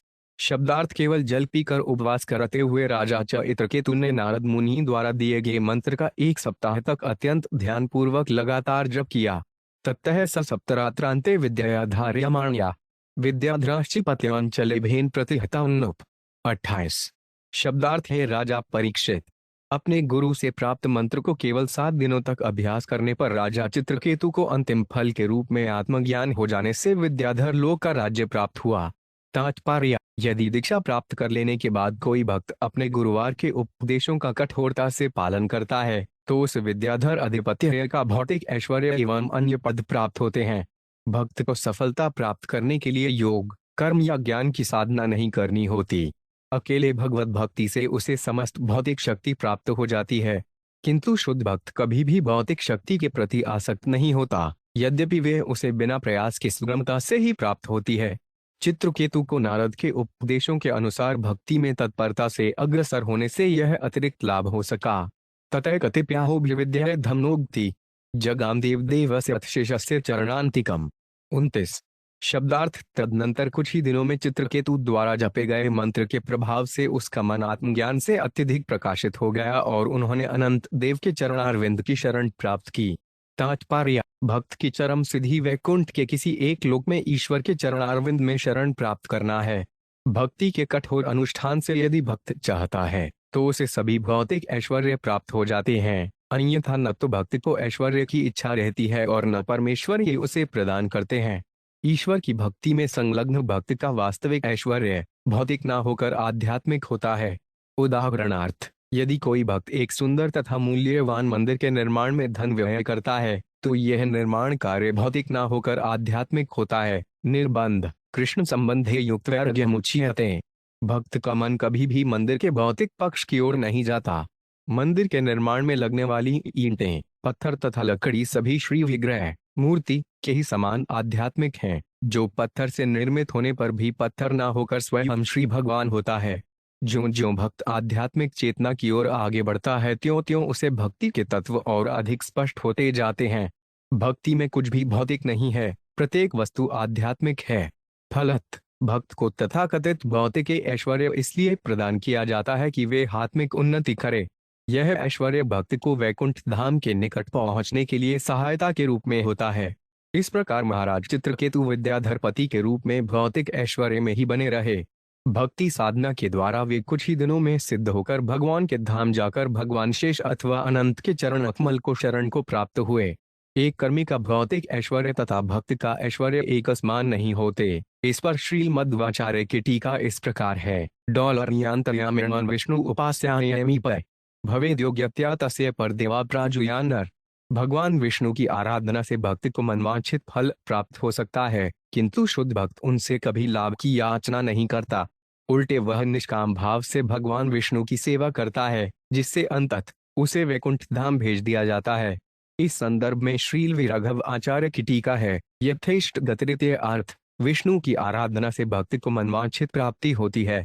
महाराज चित्रकेतु भगवान के धाम को ही वापस जाना चाहते थे, अतः उन्हें इसमें सफलता प्राप्त हुई। मृणाल गौरम श्रुतिवा संस्फुरत किरीट केयूर कटित्र कड्डुणम प्रसन्नवक्त्रारुण लोचन वृद्धदश सिद्धेश्वर मंडलय प्रभुम। 30 शब्दार्थ: भगवान शेष की शरण में पहुंचकर चित्रकेतु ने देखा कि वे कमल पुष्प के श्वेत रेशों के समान ही श्वेत वर्ण के थे। उन्होंने नीला वस्त्र धारण कर रखा था और चमचमाते मुकुट, बाजूबंद, करधनी तथा कंगन से आभूषित थे। उनका मुख मंद हंसी से युक्त था। उनके नेत्र रक्तिम थे। वे सनत कुमार जैसे मुक्त पुरुषों से घिरे हुए थे। तदर्शनद्वस्तस्मस्त किल्बेश स्वस्थामलाम तकरणों 5 बयान मुनि प्रवृद्ध भक्त्या प्रण्याश्रुलोचन प्रठरोमान मदादे पुरुषम। 31 शब्दार्थ: परमेश्वर का दर्शन पाते ही महाराज चित्रकेतु के समस्त भौतिक कल्मश धुल गए और वे पूर्णतः पवित्र हो जाने के कारण अपनी मूल कृष्ण चेतना भक्ति में स्थित हो गए। वे पूर्णतः पवित्र हो जाने के कारण शांत एवं गंभीर हो गए। ईश्वर के प्रेमवश उनकी आंखों से अश्रु झरने लगे और अंत में उन्हें रोमांच हो आया। उन्होंने अत्यंत भक्ति तथा प्रेम पूर्वक आदि भगवान को सादर नमस्कार किया। तात्पर्य: इस श्लोक में तक दर्शन दिवस समस्त किल्बिषह पद अत्यंत महत्वपूर्ण है। यदि कोई मंदिर में भगवान का नियमित दर्शन करता है तो मात्र मंदिर तथा मूर्ति को देखते रहने से वे समस्त भौतिक कामनाओं के संक्रामक रोग से मुक्त हो जाता है। जब मनुष्य समस्त पाप कर्मों के फल से मुक्त हो जाता है तो वे पवित्र बन जाता है। तभी स्वस्थचित तथा पूर्ण स्वच्छ होकर वह कृष्ण भावनामृत भक्ति में अग्रसर होता है। स उत्तमय लोकपदाब्जविष्ठरम प्रेमाश्रुलेशैरुपमेह्यन्मुहुः प्रेमोपरुधाखिल वर्ण निर्गमो निवाश कथम प्रस्मीडिचिरम। 32। शब्दार्थ चित्रकेतु के प्रेमाशुओं से भगवान के चरण अकमल का आसन चौकी बार बार भीग जाता था। आह्लाद के कारण वाणी अवरुद्ध हो जाने से वे लंबे अंतराल तक भगवान की उचित स्तुति में एक भी शब्द का उच्चारण न कर पाए। तात्पर्य: सभी अक्षर तथा अक्षरों से निर्मित शब्द भगवान की स्तुति करने के निमित्त होते हैं। महाराज चित्रकेतु को अक्षरों से सुंदर श्लोक तैयार करके भगवान की स्तुति करने का सुअवसर प्राप्त हुआ था, किंतु आह्लाद के कारण वे बहुत समय तक उन शब्दों को स्तुति करने के लिए जोड़ ही नहीं पाए। श्रीमद्भागवत 1 मई 22 में कहा गया है, इदं हि पुंसस्तपस् औतस्य वास्विष्टस्य युक्तस्य च बुद्धिदत्तयो अविच्युतोत्पांचकोलन कविनिरूपितो यदुत्तम श्लोक गृणागुवर्णनम। यदि किसी के पास वैज्ञानिक, दार्शनिक, राजनैतिक, आर्थिक अथवा कोई अन्य योग्यता है और ज्ञान सिद्धि चाहता है, तो उसे चाहिए कि वह श्रेष्ठ कविता बनाकर भगवान की स्तुति करे अथवा अपनी प्रतिभा को ईश्वर की सेवा में लगाए। चित्रकेतु ऐसा ही करना चाह रहे थे, किंतु प्रेमाभिभूत होने के कारण वे ऐसा करने में असमर्थ थे। अतः स्तुति करने के पूर्व उन्हें देर तक रुके रहना पड़ा। ततः समाधाय मनो मनीषया बभाषे तत्प्रतिलब्धवाग्सौल नियम्य सर्वेन्द्रिय ब्रह्मवर्तमान जगद गुरु सात्वत शास्त्र विग्रह। 33। शब्दार्थ: तत्पश्चात अपनी बुद्धि के द्वारा मन को वश में करके और अपनी इंद्रियों को बाह्य विषयों से समेटकर वे अपनी भावनाओं को व्यक्त करने के लिए उपयुक्त शब्द ढूंढ सके। इस प्रकार वे उन भगवान की स्तुति करने लगे जो साक्षात शास्त्रों, ब्रह्म संहिता तथा अनारद पंचरात्र जैसी सात्वत संहिताओं के स्वरूप हैं एवं सब्बों के गुरुवार हैं। उन्होंने निम्नवत स्तुति की। तात्पर्य: सांसारिक शब्दों से भगवान की स्तुति नहीं की जा सकती। मनुष्य को चाहिए कि वे पहले मन तथा इंद्रियों को संयमित करके आध्यात्मिक उन्नति करे, तभी भगवान की स्तुति के उपयुक्त शब्द मिल सकेंगे। श्रील सनातन गोस्वामी पद्मपुराण से निम्नलिखित श्लोक उद्धृत करते हुए कोई ऐसा गीत गाने के लिए मना करते हैं जो किसी अधिकारी भक्त द्वारा न गाया गया हो। अवैष्णव मुखो दीन पूता हरिक थायतम ब्रवण नव कर्तव्य सर्पोच्छिष्ण यथापय। किसी व्यक्ति के वे शब्द या गीत जो वैष्णव आचार में मान्य नहीं है अथवा हरे कृष्ण महामंत्र के जप के नियमों के अनुसार नहीं है, उन्हें शुद्ध भक्तों द्वारा ग्रहण नहीं किया जाना चाहिए। सात्वत शास्त्र विग्रहण शब्द यह सूचित करते हैं कि भगवान के सच्चिदानंद शरीर को कभी भी माया से निर्मित नहीं माना जा सकता। भक्त कभी भी ईश्वर के कल्पित रूप की स्तुति नहीं करते। भगवान के स्वरूप के अस्तित्व की पुष्टि समस्त वैदिक ग्रंथों के द्वारा होती है। चित्रकेतुर्वाट अजित जितैर समम तिभ्य साधु विभवन वांजितात्मभिर्भवता विजिता स्टेट पिचर भजता मकामात्मन आये आत्मदोषिति करुण। 34। शब्दार्थ: चित्रकेतु ने कहा, हे अजय भगवान, यद्यपि आपको कोई जीत नहीं सकता, किंतु उन भक्तों के द्वारा अवश्य जीत लिए जाते हैं जिनका अपने मन तथा इंद्रियों पर संयम है। वे आपको इसलिए वश में रख पाते हैं क्योंकि आप उन भक्तों पर अकारण दयालु हैं जो आपसे किसी प्रकार के लाभ की कामना नहीं करते। निसंदेह आप उन्हें अपने आप को प्रदान कर देते हैं, इसलिए अपने भक्तों पर आपका भी पूरा नियंत्रण रहता है। तात्पर्य: भगवान तथा भक्त दोनों की जीत होती है। भगवान भक्तों द्वारा और भक्त भगवान द्वारा जीते जाते हैं। एक दूसरे से जीते जाने के कारण ही अपने इस संबंध से उन्हें दिव्य आनंद की प्राप्ति होती है। इस पारस्परिक विजय की परम सिद्धि कृष्ण तथा गोपियों द्वारा प्रकट है। गोपियों ने कृष्ण को जीत लिया था और कृष्ण ने गोपियों को। इस प्रकार जब भी कृष्ण वंशी वादन करते हुए गोपियों के मन को वश में कर लेते और गोपियों को देखे बिना चैन न पाते। अन्य अध्यात्मवादी यथा ज्ञानी तथा योगी भगवान को नहीं जीत पाते, केवल शुद्ध भक्त ही ऐसा कर पाते हैं। शुद्ध भक्तों को सम्मति कहा गया है, जिसका अर्थ यह है कि वे किसी भी परिस्थिति में अपनी भक्ति से विचलित नहीं होते। ऐसा नहीं है कि भक्त सुखी रहने पर ही भगवान को आराधना करते हैं, वे दुख में भी उनको उपासना करते हैं। सुख तथा दुख से भक्ति की प्रक्रिया पर कोई बाधा नहीं पहुंचती। इसलिए श्रीमद्भागवत का कथन है कि भक्ति दुख के प्रतिहता अर्थात भक्ति निष्काम तथा अबाध है। जब भक्त बिना किसी अभिलाषा के भगवान की भक्ति करता है, अन्याधिलाभिता शून्य है, तो उसकी भक्ति किसी भी भौतिक दशा में अवरुद्ध नहीं होती, अप्रतिहता। अतः जो भक्त सभी परिस्थितियों में सेवा करता रहता है, वे श्री भगवान को जीत सकता है। भक्तों तथा अन्य इंद्रियातीतवादियों यथा ज्ञानियों तथा योगियों में एक विशेष अंतर यह है कि ज्ञानी तथा योगी ईश्वर के साथ तादात्म्य के लिए कृत्रिम प्रयास करते हैं, जबकि भक्त ऐसे असंभव कार्य की कभी इच्छा नहीं करते।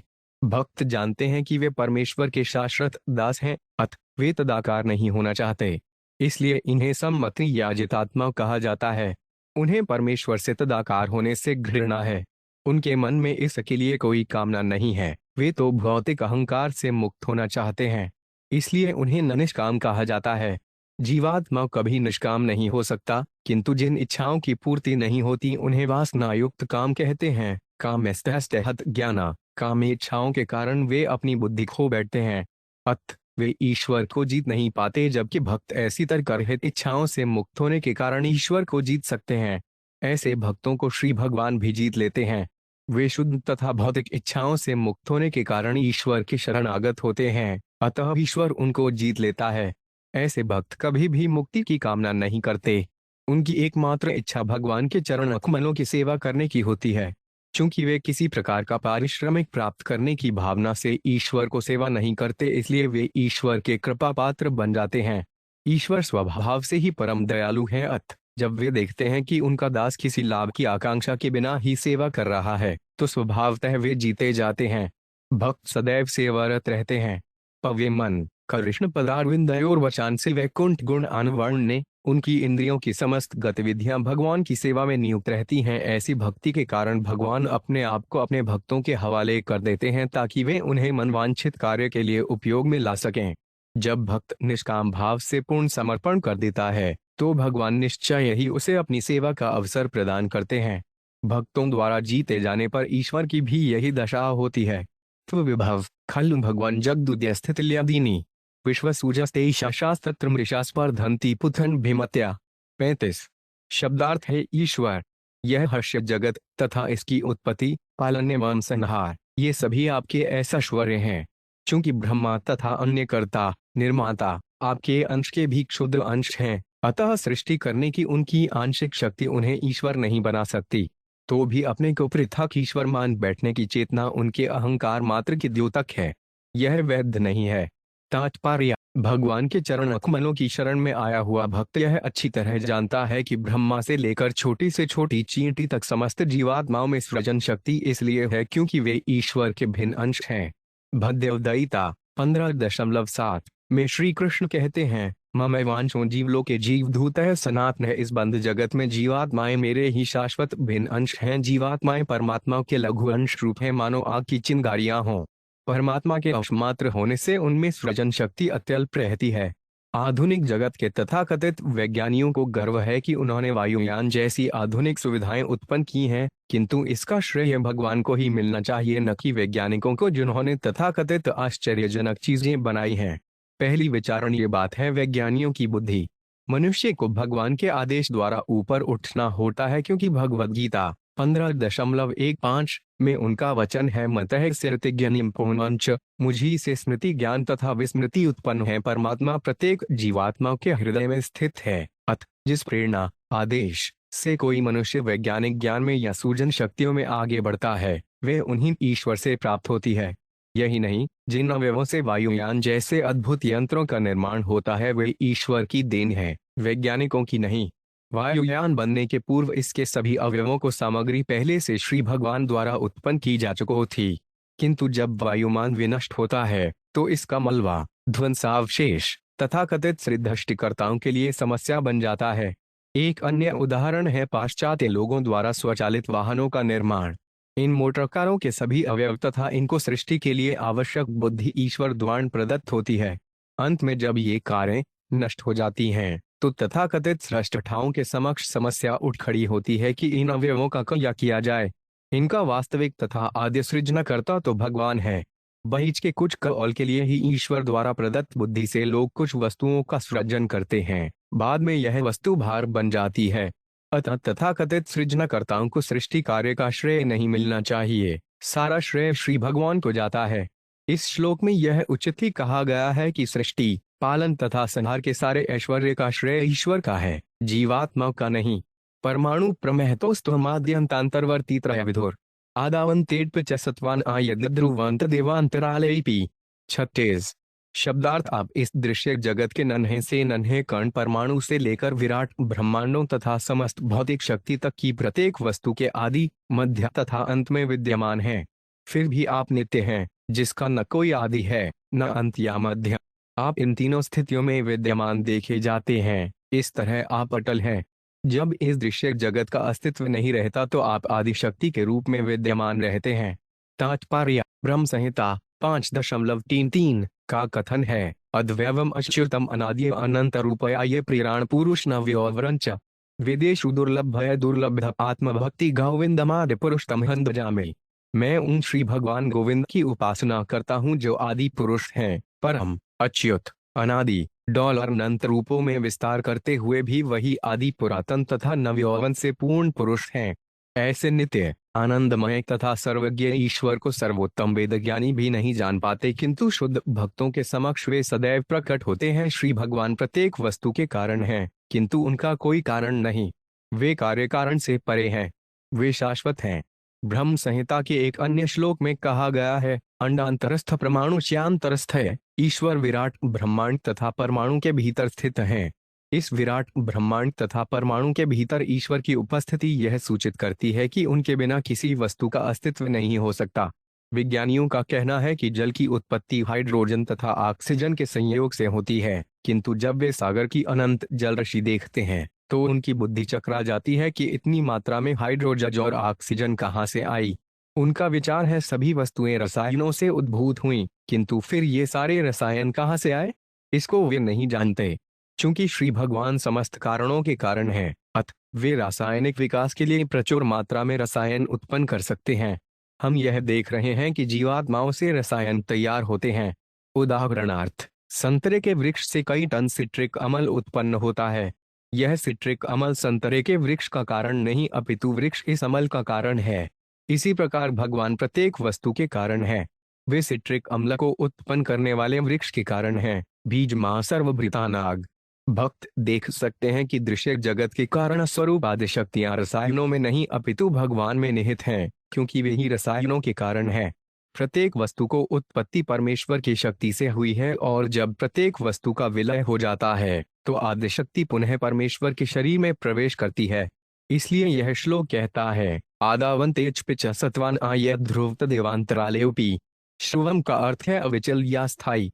अविचल सत्य श्री कृष्ण है, यह दृश्य जगत नहीं। भगवद गीता में कहा गया है, अहं आदि देवानाम तथा मतः सर्व प्रवर्ते। श्री कृष्ण प्रत्येक वस्तु के आदि कारण है। अर्जुन ने श्री कृष्ण को आदि पुरुष के रूप में पहचाना। पुरुष शाश्वत दिव्य आदिदेव पजान विभुय है, तथा ब्रह्म संहिता भी उन्हें आदि पुरुष के रूप में वर्णन करती है। गोविंद आदि पुरुष है, वही समस्त कारणों के कारण है, चाहे वे आदि में हो, अंत में अथवा मध्य में। च्वित्यादिभिरेश किलाबृत सप्तभिर्दश गुणोत्तरंड कोश चंद्रपत्तवाणुकल्प सहांद कोटि कोटि बिस्तदनंत। 37। शब्दार्थ: प्रत्येक ब्रह्मांड 7 आवरणों पृथ्वी, जल, अग्नि, वायु, आकाश, सकल भौतिक शक्ति तथा अहंकार से घिरा है, जिनमें से प्रत्येक अपने से पहले वाले से 10 गुना बड़ा है। इस ब्रह्मांड के अतिरिक्त भी असंख्य ब्रह्मांड हैं, जो असीम और विशाल हैं और आप में स्थित परमाणुओं की भांति चक्कर लगाते रहते हैं। इसलिए आप अनंत कहलाते हैं। तात्पर्य: ब्रह्म संहिता 5.48 का कथन है, यस्यैकानिश्चित कालमथावलम्ब्य जयीवंती लोस्वली जा जयदनाथा विष्पुर महान सयस्य कला विशेषों गोविंदमादिशुरुषंतमेथजामे। इस भौतिक सृष्टि के उद्गम महाविष्णु हैं, जो कारण समुद्र में शयन करते हैं।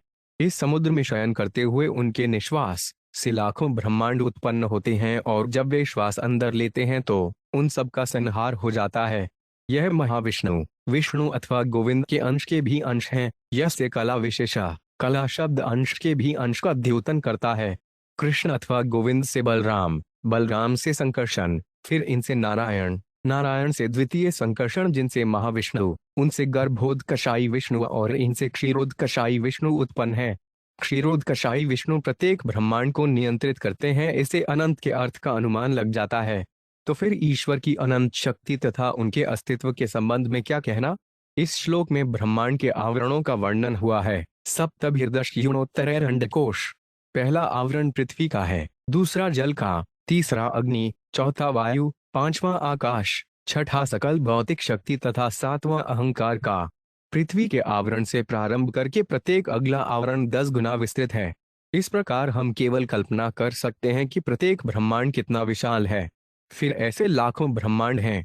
भगवद गीता 10.42 में ईश्वर ने स्वयं इसकी पुष्टि की है। अथवा बहुनैतेन की ज्ञातेन्त्वार्जुन व इस कृत्स्नमे काशेन स्थितो जयत। है अर्जुन, इस विस्तृत ज्ञान की क्या आवश्यकता है? मैं अपने एक अंश मात्र से इस संपूर्ण जगत में व्याप्त होकर इसे धारण किए हुए हूँ। यह समस्त जगत परमेश्वर की चतुर्थांश शक्ति को प्रकट करता है, इसलिए वह अनंत कहलाता है। विश्रुतिशो न पश्वो ये उपास्ते विभूतिं परत्वाम तेषामाशीष ईष्टनु विनशन्ति यथा राजकुलम। 38 शब्दार्थ। ए भगवान, हे परमेश्वर, इंद्रिय तृप्ति के भूखे तथा विभिन्न देवताओं की उपासना करने वाले अज्ञानी पुरुष नरवेश में पशुओं के समान हैं। वे पाश्विक वृत्ति के कारण आपकी उपासना न करके नगण्य देवताओं को, जो आपके यश की लघु चिंगारी के समान हैं, पूजते हैं।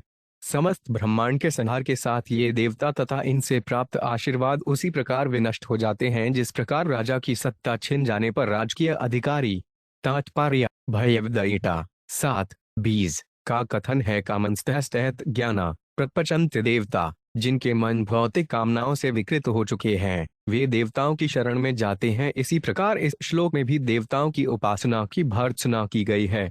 हम देवताओं का आदर कर सकते हैं, किंतु वे पूजनीय नहीं हैं। जो मनुष्य देवताओं की पूजा करते हैं उनकी बुद्धि मारी गई होती है। कृतज्ञाना, क्योंकि वे यह नहीं जानते कि जब इस भौतिक दृश्य जगत का संहार होगा तो ये सारे देवता भी, जो जगत के विभाग अध्यक्ष हैं, नष्ट हो जाएंगे। और जब देवता नष्ट हो जाएंगे तो उन्होंने अज्ञानी मनुष्यों को जो वर दिए हैं वे भी नष्ट हो जाएंगे। इसलिए भक्त को चाहिए कि देवताओं की पूजा करके भौतिक ऐश्वर्य प्राप्त करने को इच्छा न करे, वरन ईश्वर की सेवा करे जो इनकी आकांक्षाओं को पूरा करने वाले हैं। भागवत 2 मार्च 10 का वचन है, अकाम सर्व कामो वा मोक्षकाय उधरधि तयिणेव भक्तियोगी नियजित पुरुष पर है। चाहे भौतिक कामनाओं से पूर्ण हो या उनसे मुक्ति या मुक्ति का इच्छुक हो, व्यापक दृष्टि से बुद्धिमान मनुष्य को सभी प्रकार से परम पुरुष परमेश्वर को पूजा करनी चाहिए। यह सिद्ध मनुष्य का परम कर्तव्य है। जिस आरूप मनुष्य का और कर्म पशु जैसे होते हैं वे नर पशु या द्विपद पशु कहलाता है। जो मनुष्य कृष्ण भावनामृत में रुचि नहीं रखता उसकी भर्त्सना यहाँ नर पशु के रूप में की गई है। कामधेयस्त्वयि रचिता न परम रोहंती यथा करम बीजानी ज्ञानात्मय गुणमय गुणगण तो 5 स्यदहेंद्र जालानी। 39 शब्दार्थ है परमेश्वर, यदि ऐश्वर्य द्वारा इंद्रिय तृप्ति पाने के इच्छुक व्यक्ति भी समस्त ज्ञान के स्रोत तथा भौतिक गुणों से परे आपकी उपासना करते हैं तो उनका पुनर्जन्म नहीं होता। जिस प्रकार भुने बीज से पौधे नहीं उत्पन्न होते, जीवात्माओं को जन्म तथा मृत्यु का चक्र भोगना पड़ता है क्योंकि वे भौतिक प्रकृति द्वारा बंध हैं, परंतु आप दिव्य हैं, अतः जो आपसे संगति करता है वे भौतिक प्रकृति के बंधन से छूट जाता है। तात्पर्य भगवद्गीता 4:9 में कृष्ण द्वारा इसकी पुष्टि की गई है। जन्म कर्म च में दिव्य में क्यों वेति तत्वतः त्यक्त्वा देह पुनर्जन्म नैति मामेति सोर्जुन। हे अर्जुन, मेरा आविर्भाव तथा मेरे कर्म दिव्य हैं। इस प्रकार जो मनुष्य तत्व को जानता है वह देह त्यागने पर फिर इस भौतिक संसार में जन्म नहीं लेता, वरन मेरे सनातन धाम को प्राप्त हो जाता है। यदि कोई श्री कृष्ण को समझने के लिए अपने आप को कृष्ण भावनामृत में लगाता है तो उसे जन्म मृत्यु का चक्कर नहीं सताता। जैसा कि भद्रवद्गीता में स्पष्ट कहा गया है, त्यक्त्वा देह पुनर्जन्म नैति, ऐसा व्यक्ति कृष्ण भक्ति में अथवा श्री भगवान को जानने में संलग्न रहकर भगवान के धाम वापस जाने के लिए योग्य बन जाता है। यहाँ तक कि भौतिक विषयवासनाओं से ग्रस्त व्यक्ति भी श्री भगवान की भक्ति करता है। वह भले ही भौतिक कामनाओं से पूरित हो, किंतु वे ईश्वर के पवित्र नाम का जप करते रहने से कृष्ण के चरणारविंद के प्रति आकृष्ट होता जाता है। परमेश्वर तथा उनका पवित्र नाम एक ही है। इस प्रकार भौतिक सुख से उसे विरक्ति होने लगती है। जीवन की पूर्णता इसी में है कि भौतिक सुख में विरक्ति हो और श्री कृष्ण के प्रति अनुराग हो। यदि कोई येन केन प्रकारेण कृष्ण भक्ति करता है, भले ही वे भौतिक लाभ के लिए कल न हो, तो उसको मुक्ति मिल जाती है। कामाद्वेषात् भयात् स्नेहात्, चाहे कोई कामवश, द्वेषवश, भयवश या स्नेहवश अथवा किसी और कारणवश कृष्ण के पास जाता है तो उसका जीवन धन्य हो जाता है। जित्मजित्तदा भवता यदा भागवतम धर्मम नवद्यम निष्किज्ञना ये मुनयात्मा रामायमुपास्तेन पवर्गाय।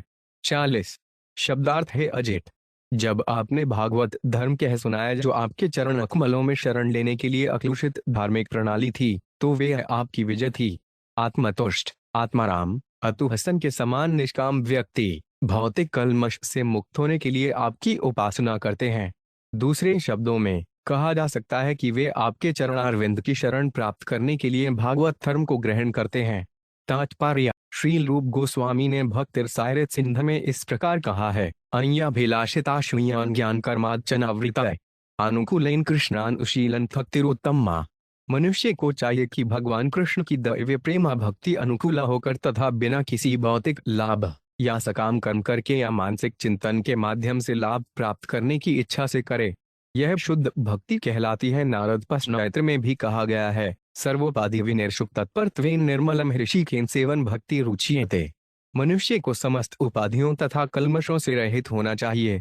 उसे चाहिए कि वह अपना शुद्ध स्वरूप प्राप्त करे, जिसमें वह अपनी इंद्रियों को उनके स्वामी की सेवा में लगाता है। इसे भक्ति कहते हैं। यही भागवत धर्म कहलाता है। मनुष्य को चाहिए कि निष्काम भाव से श्री कृष्ण की सेवा करें। यही भगवद्गीता, नारद पंचयात्र तथा श्रीमद् भागवत का उपदेश है। भागवत धर्म की वह प्रक्रिया है जिसे नारद, शुक देव गोस्वामी तथा उनकी शिष्य परंपरा के विनम्र भक्तों द्वारा, जो श्री भगवान के प्रत्यक्ष प्रतिनिधि हैं, व्याख्यायित है। भागवत धर्म को समझकर मनुष्य तुरंत ही भौतिक कल्मश से मुक्त हो जाता है। जीवात्माएं श्री भगवान के अंशरूप होकर सांसारिक दुखों के बीच विचर रही हैं। जब भगवान उन्हें सवयवन भागवत धर्म का उपदेश देते हैं, और यह भगवान की विजय है, क्योंकि तब वे इन आत्माओं को पुनः अपना लेते हैं।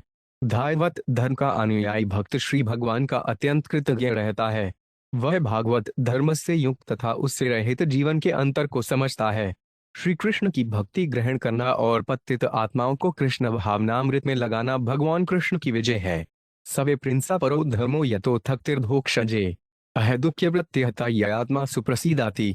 समस्त मानवता का वही परम धर्म है जिससे मनुष्य दिव्य परमेश्वर के प्रति प्रेमा भक्ति प्राप्त कर सके। आत्मतोष के निमित्त ऐसी भक्ति को अबाध तथा निरुद्देश्य होना चाहिए। भागवत 1-2-6। अतः श्रीमद् भागवती धर्म की शुद्ध दिव्य प्रक्रिया है। विश्वम तिर्यत्र नृणात्वमहमिति मम तवेति च यद्यत्र विश्वधिया रचितो यह सहा विशुद्ध क्षय ऋष्णुर्धर्म भूल। 41। शब्दार्थ: भागवत धर्म को छोड़कर शेष सभी धर्म पारंपरिक विरोधाभासों से पूर्ण हैं और कर्मफल की सकाम विचारधारा और तू और मैं तथा तेरा और मेरा जैसे भेदभावों से पूर्ण हैं। श्रीमद् भागवत के अनुयायियों में ऐसी चेतना नहीं रहती। वे कृष्ण भावनामृत से पूरित रहते हैं और अपने को श्री कृष्ण का और श्री कृष्ण को अपना मानते हैं। कुछ निम्न कोटि की भी धार्मिक पद्धतियां हैं जो शत्रुओं को मारने या योग शक्ति प्राप्त करने के लिए निर्मित हैं, किंतु ये काम तथा द्वेष से पूर्ण होने के कारण अशुद्ध एवं नाशवान है। द्वेषपूर्ण होने से वे अधर्म से पूर्ण हैं। तात्पर्य: भागवत धर्म विरोधाभासों से रहित है। इसमें तुम्हारा धर्म या मेरा धर्म जैसे विचार नहीं मिलते। भागवत धर्म का अभिप्राय है भगवान के आदेशों का पालन। जैसा कि भगवद्गीता में कहा गया है, सर्वधर्मान परित्यज्य मामेक शरणं व्रज। ईश्वर एक है और वह सबका है। अतः मनुष्य को चाहिए कि उन्हीं की शरण में जाए। धर्म का यही शुद्ध मत है। ईश्वर के आदेशों से ही धर्म बनता है। धर्म तो साक्षात भगवत प्रणीतम। भागवत धर्म में तुम्हारा क्या विश्वास है और मेरा क्या विश्वास है, इसका कोई प्रश्न ही नहीं उठता। प्रत्येक व्यक्ति को परमेश्वर में विश्वास करना चाहिए और उनके आदेशों का पालन करना चाहिए। आजुकुलेन कृष्णानुशीलनम, श्री कृष्ण अर्थात ईश्वर जो कुछ भी कहें उसको प्रत्यक्षत संपन्न करना चाहिए। यही धर्म है। यदि वास्तव में कोई कृष्ण भावना भावित है तो उसका कोई शत्रु नहीं हो सकता, क्योंकि इसका एकमात्र कार्य अन्यों को श्री कृष्ण या ईश्वर के प्रति समर्पित होने के लिए प्रेरित करना है। तो उसके शत्रु कैसे होंगे? यदि कोई हिंदू धर्म, मुस्लिम धर्म, ईसाई धर्म या अन्य किसी धर्म का पक्ष लेता है तो संघर्ष हो सकता है। इतिहास बताता है कि ईश्वर की स्पष्ट संकल्पना के बिना चलने वाले विभिन्न धार्मिक संप्रदाय परस्पर लड़ते भिड़ते रहे हैं। मानव इतिहास में ऐसे बहुत से उदाहरण मिलते हैं, किंतु ऐसे धर्म जो परमेश्वर की सेवा पर ध्यान नहीं देते वे नश्वर होते हैं और द्वेष से पूर्ण होने के कारण दीर्घ काल तक नहीं चल पाते। ऐसी बहुत सी गतिविधियां हैं जो ऐसी धर्म पद्धतियों के विरुद्ध कार्य करती हैं। अतः मनुष्य को चाहिए कि वह मेरा विश्वास या तेरा विश्वास जैसे विचारों को त्याग दे। हर एक मनुष्य को ईश्वर में विश्वास करना चाहिए और उन्हीं की शरण में जाना चाहिए। यही भागवत धर्म है। भागवत धर्म कोई आडंबर नहीं, इसमें तो कृष्ण से प्रत्येक वस्तु के संबंध का अनुशीलन किया जाता है। ईशावास्यम मेरिद्वन सर्वम, वैदिक आचार्यों के अनुसार सर्व खल्विदं ब्रह्म, सभी वस्तुओं में ब्रह्म विद्यमान है। भागवत धर्म परमेश्वर की इसी उपस्थिति को ग्रहण करता है।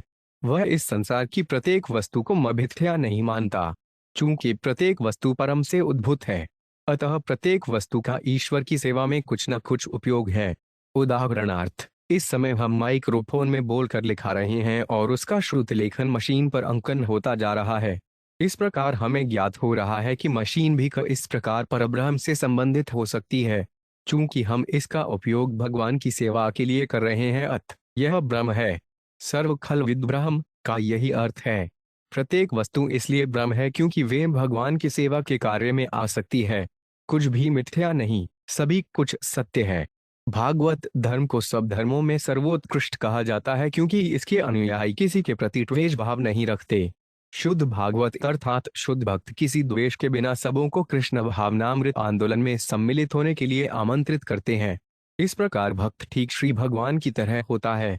यु हृदय सर्वभूतरनाय, वह समस्त जीवात्माओं का सखा है। इसलिए यह धर्म सभी धर्मों में श्रेष्ठ है। जबकि तथाकथित दूसरे धर्म किसी विशेष प्रकार के व्यक्ति के लिए होते हैं जो किसी एक विचारधारा को मानते हैं। ऐसी विचारधारा का भागवत धर्म या कृष्ण भक्ति में कोई स्थान नहीं है। यदि हम उन समस्त धर्मों को छानबीन करें जो पूर्ण पुरुषोत्तम भगवान को छोड़कर अन्य देवताओं या किसी और की उपासना करते हैं, तो हमें पता चलेगा कि वे द्वेषों से पूर्ण हैं, अतः अशुद्ध हैं। कह क्षेमुनिज पर्यों की अन्वार्थ स्वप्रद गुहा धर्मेन स्वद्रोहा तव कोपै पर संपीड्य च तथा धर्म। 42 शब्दार्थ ऐसा धर्म जिससे अपने तथा परायों में द्वेष उत्पन्न होता है किस प्रकार लाभप्रद हो सकता है? ऐसे धर्म का पालन करने से कौन सा कल्याण हो सकता है? इससे आखिर क्या मिलेगा? आत्मद्वेष के द्वारा अपने आप को तथा अन्यों को कष्ट पहुंचाकर मनुष्य आपके भगवान के क्रोध का भाजन होता है और अधर्म करता है। तात्पर्य, भगवत धर्म के अतिरिक्त कोई भी धर्म अपने तथा अन्यों के प्रति द्वेष का कारण बनता है। उदाहरणार्थ, ऐसे अनेक धर्म हैं जिनमें पशुवध की संस्तुति की जाती है। कर्ता तथा पशु दोनों के लिए ऐसी पशुबलि अमंगलकारक है। यद्यपि कभी कभी देवी काली के समक्ष पशु की बलि चढ़ाकर देवी के ही समक्ष बूचड़ खाने से मांस खरीद कर खाने के बजाय उसी पशु का मांस खाने की आज्ञा दी जाती है, किंतु देवी काली की उपस्थिति में मांस खाने की यह आज्ञा श्री भगवान की आज्ञा नहीं होती। यह तो उस बेचारे व्यक्ति को छोड़ देना है जो मांस खाना नहीं त्याग पाता। यह तो अनाप शनाप रूप से मांस खाते रहने पर अंकुश है। ऐसा धर्म निंदनीय है। इसलिए श्री कृष्ण कहते हैं, सर्वधर्मान परित्यज्य मामेके शरणं भज, अन्य सभी कर्मों धर्मों को त्याग कर मेरी शरण में आओ। धर्म में यही अंतिम शब्द है। कोई यह तर्क कर सकते हैं कि पशुबल की संस्तुति वेदों में तो की गई है, किंतु यह संस्तुति एक प्रकार से प्रतिबंध है। मांस को खरीद पर वेदों द्वारा प्रतिबंध न लगाए जाने से लोग बाजार से मांस खरीदेंगे और बाजारों में मांस की दुकानों में बढ़ोतरी होगी और कसाईरों में वृद्धि होगी। इस पर प्रतिबंध के हेतु कभी कभी वेदों में कहा गया है कि देवी काली के समक्ष बकरे जैसे किसी पशु का वध करके उसका मांस खाया जा सकता है। चाहे जो भी धर्म हो जिसमें पशु यज्ञ की अनुमति दी जाती है, वह यज्ञकर्ता तथा पशु दोनों ही के लिए अशुभ है। भयवदीत्वा 16.17 में ऐसे ईर्ष्यालु मनुष्यों की भर्त्सना की गई है जो दिखावे के लिए पशु यज्ञ करते हैं। आत्मसंधाविता स्तब्धा धनवान गदान्विता यजन्ते नाम यजस्ते दम्बे न विद्धि पूर्वकस। वे अपने को ही श्रेष्ठ मानते हुए सदा अशिष्ट व्यवहार करने वाले, धन तथा झूठे मान के मद में अंधे कभी कभी शाखत्र विधि का पालन किए बिना ही नाम के लिए यज्ञ करते हैं। कभी कभी देवी काली की पूजा के लिए भव्य आयोजन करके पशु यज्ञ संपन्न किए जाते हैं, किंतु ऐसे उत्सव भले ही यज्ञ कहकर किए जाएं, वास्तव में यज्ञ नहीं है, क्योंकि यज्ञ का अर्थ है श्री भगवान को प्रसन्न करना। इसलिए इस युग में विशेष रूप से यज्ञ सहबीर्तन प्रयजंती सुमेधस, जिनकी विमल बुद्धि है, उन्हें यज्ञ पुरुष विष्णु को हरे कृष्ण मंत्र के जप से तुष्ट करना चाहिए।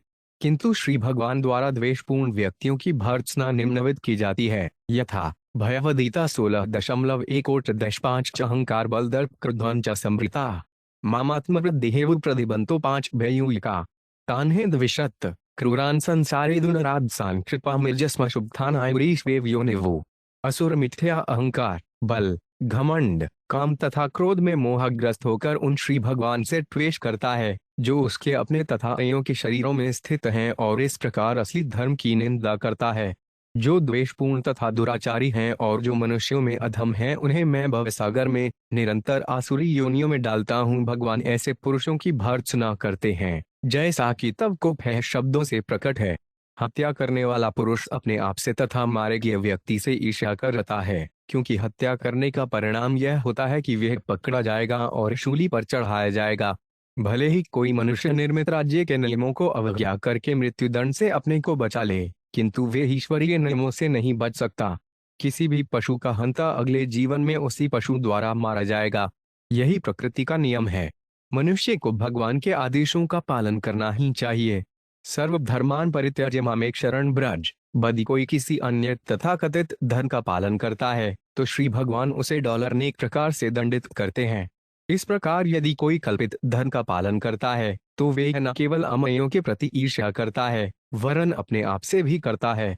अत उसका धर्म निरर्थक है। श्रीमद् भागवत 1-2-8 का कथन है, धर्म स्वनरिष्ट पुसाम विश्वपेन कथा सुयः नोत्पादेदीरतीक्षणे वह केवलम।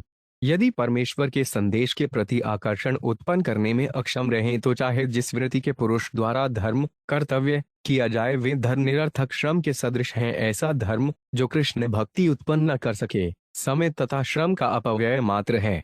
न व्यभिचरति तवेक्षा यया भेह तो भागवतो धर्म स्थिर सत्वकटम विश्व पृथक ध्यो यमुपास्ते त्वया।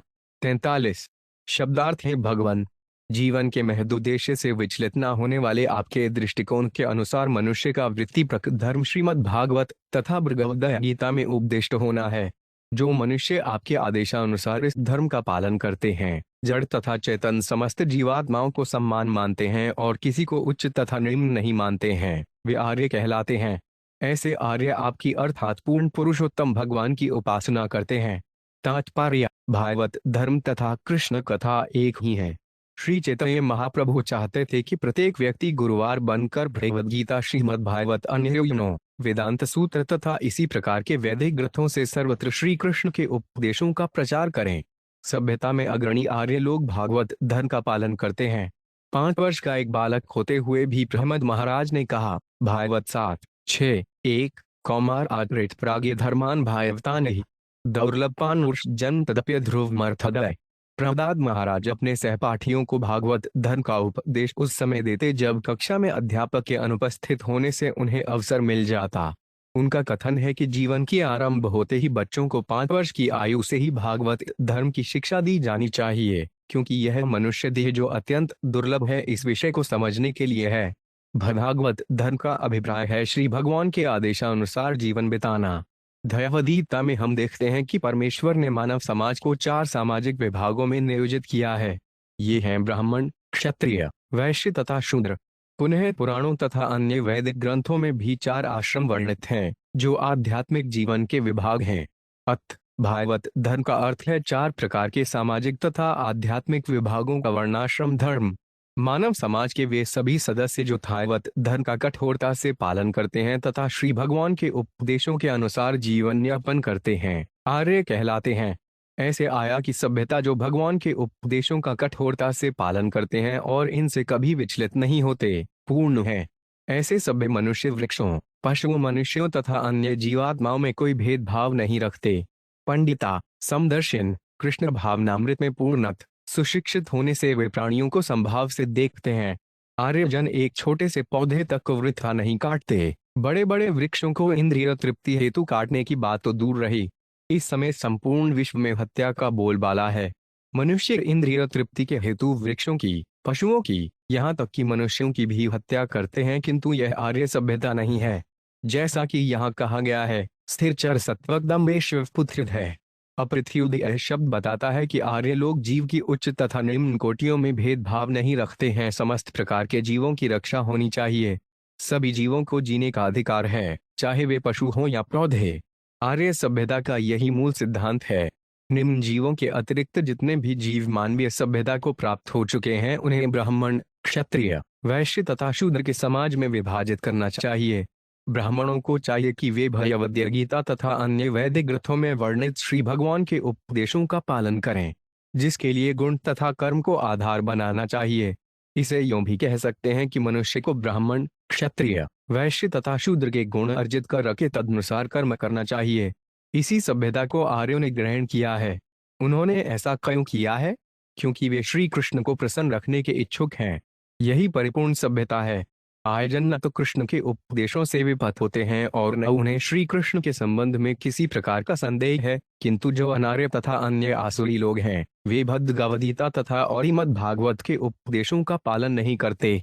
इसका कारण यही है कि उन्हें अन्य जीवात्माओं के बलिदान पर इंद्रिय तृष्टि करते रहने को शिक्षा दी गई है।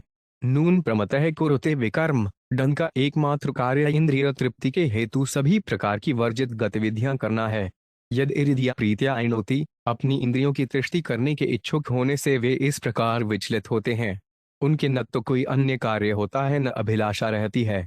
पिछले श्लोक में उनकी सभ्यता प्रणाली को भर्त्सना की गई है। कह छेगो निज पर्यो ज्ञानवार्थ स्वपर्धया धर्मेण, ऐसी सभ्यता से क्या लाभ जो अपने आप की तथा अन्यों की हत्या करती हो। अतः यह श्लोक प्रत्येक मनुष्य को आर्य सभ्यता का सदस्य बनने एवं पूर्ण पुरुषोत्तम भगवान के उपदेशों को स्वीकार करने को सलाह देता है। मनुष्य को चाहिए कि भगवान के उपदेशानुसार ही अपने सामाजिक, राजनीतिक तथा धार्मिक कार्य करे।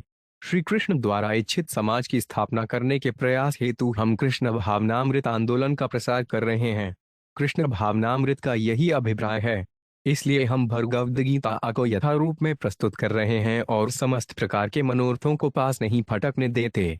मूढ़ तथा उच्च के लोग भगवद गीता की अपने ढंग से व्याख्या करते लगते हैं।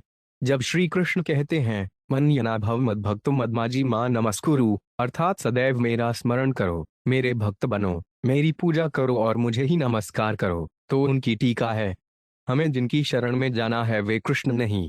इस प्रकार वे भगवद गीता का काल्पनिक अर्थ लगाते हैं, किंतु कृष्ण भावनामृत आंदोलन मानव समाज के पूर्ण कल्याण हेतु दया तथा श्रीमद् भागवत के उपदेशों का अर्थात भागवत धर्म का कठोरता से पालन करता है। जो भगवद गीता को तोड़ मरोड़ कर अपनी इंद्रिय तृप्ति के हेतु कोई अर्थ निकालता है वह अनार्य है। अतः ऐसे व्यक्तियों द्वारा की गई भगवद गीता की टीकाओं का बहिष्कार करना चाहिए।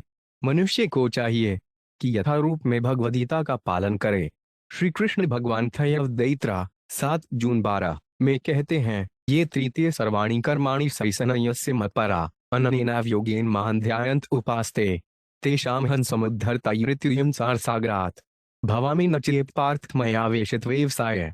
जो अपने संपूर्ण कर्मों को मुझे अर्पित करके और अनन्य भक्ति के परायण होकर नित्य निरंतर मेरा ही भजन चिंतन करते हैं, मुझमें एकांतिक भाव से मन को अनुरक्त करते हैं, हे पार्थ मैं उन भक्तों का जन्म मृत्यु रूपी संसार सागर से अतिशीघ्र उद्धार करता हूँ। ना हे भगवन घटित में नामक बरिल पापक्षय ये नाम सकृच्छुवनाथ पुकृशो 5 पे विमुच्यते संसारात। 44 शब्दार्थ है भगवन, आपके दर्शन मात्र से किसी के लिए भी समस्त भौतिक कल्मशों से तुरंत मुक्त हो जाना असंभव नहीं है। आपको प्रत्यक्ष देखने की बात तो एक और रही, आपके पवित्र नाम को एक बार सुन लेने से ही चंडाल तक समस्त भौतिक कलमश से विमुक्त हो जाते हैं। ऐसी दशा में आपके दर्शन मात्र से ऐसा कौन है जो भौतिक कलमश से मुक्त नहीं हो पाएगा। तात्पर्य, जैसा कि श्रीमद् भागवत 95.16 में कहा गया है, यजनाम श्रुतिमात्रेण पुसान भवति निर्मल, ईश्वर का पवित्र नाम सुनने मात्र से ही मनुष्य तुरंत शुद्ध हो जाता है। अत इस कलयुग में जबकि सभी मनुष्य कलमशग्रस्त हैं, भगवनाम जप को सुधार का एकमात्र साधन संस्तुत किया गया है।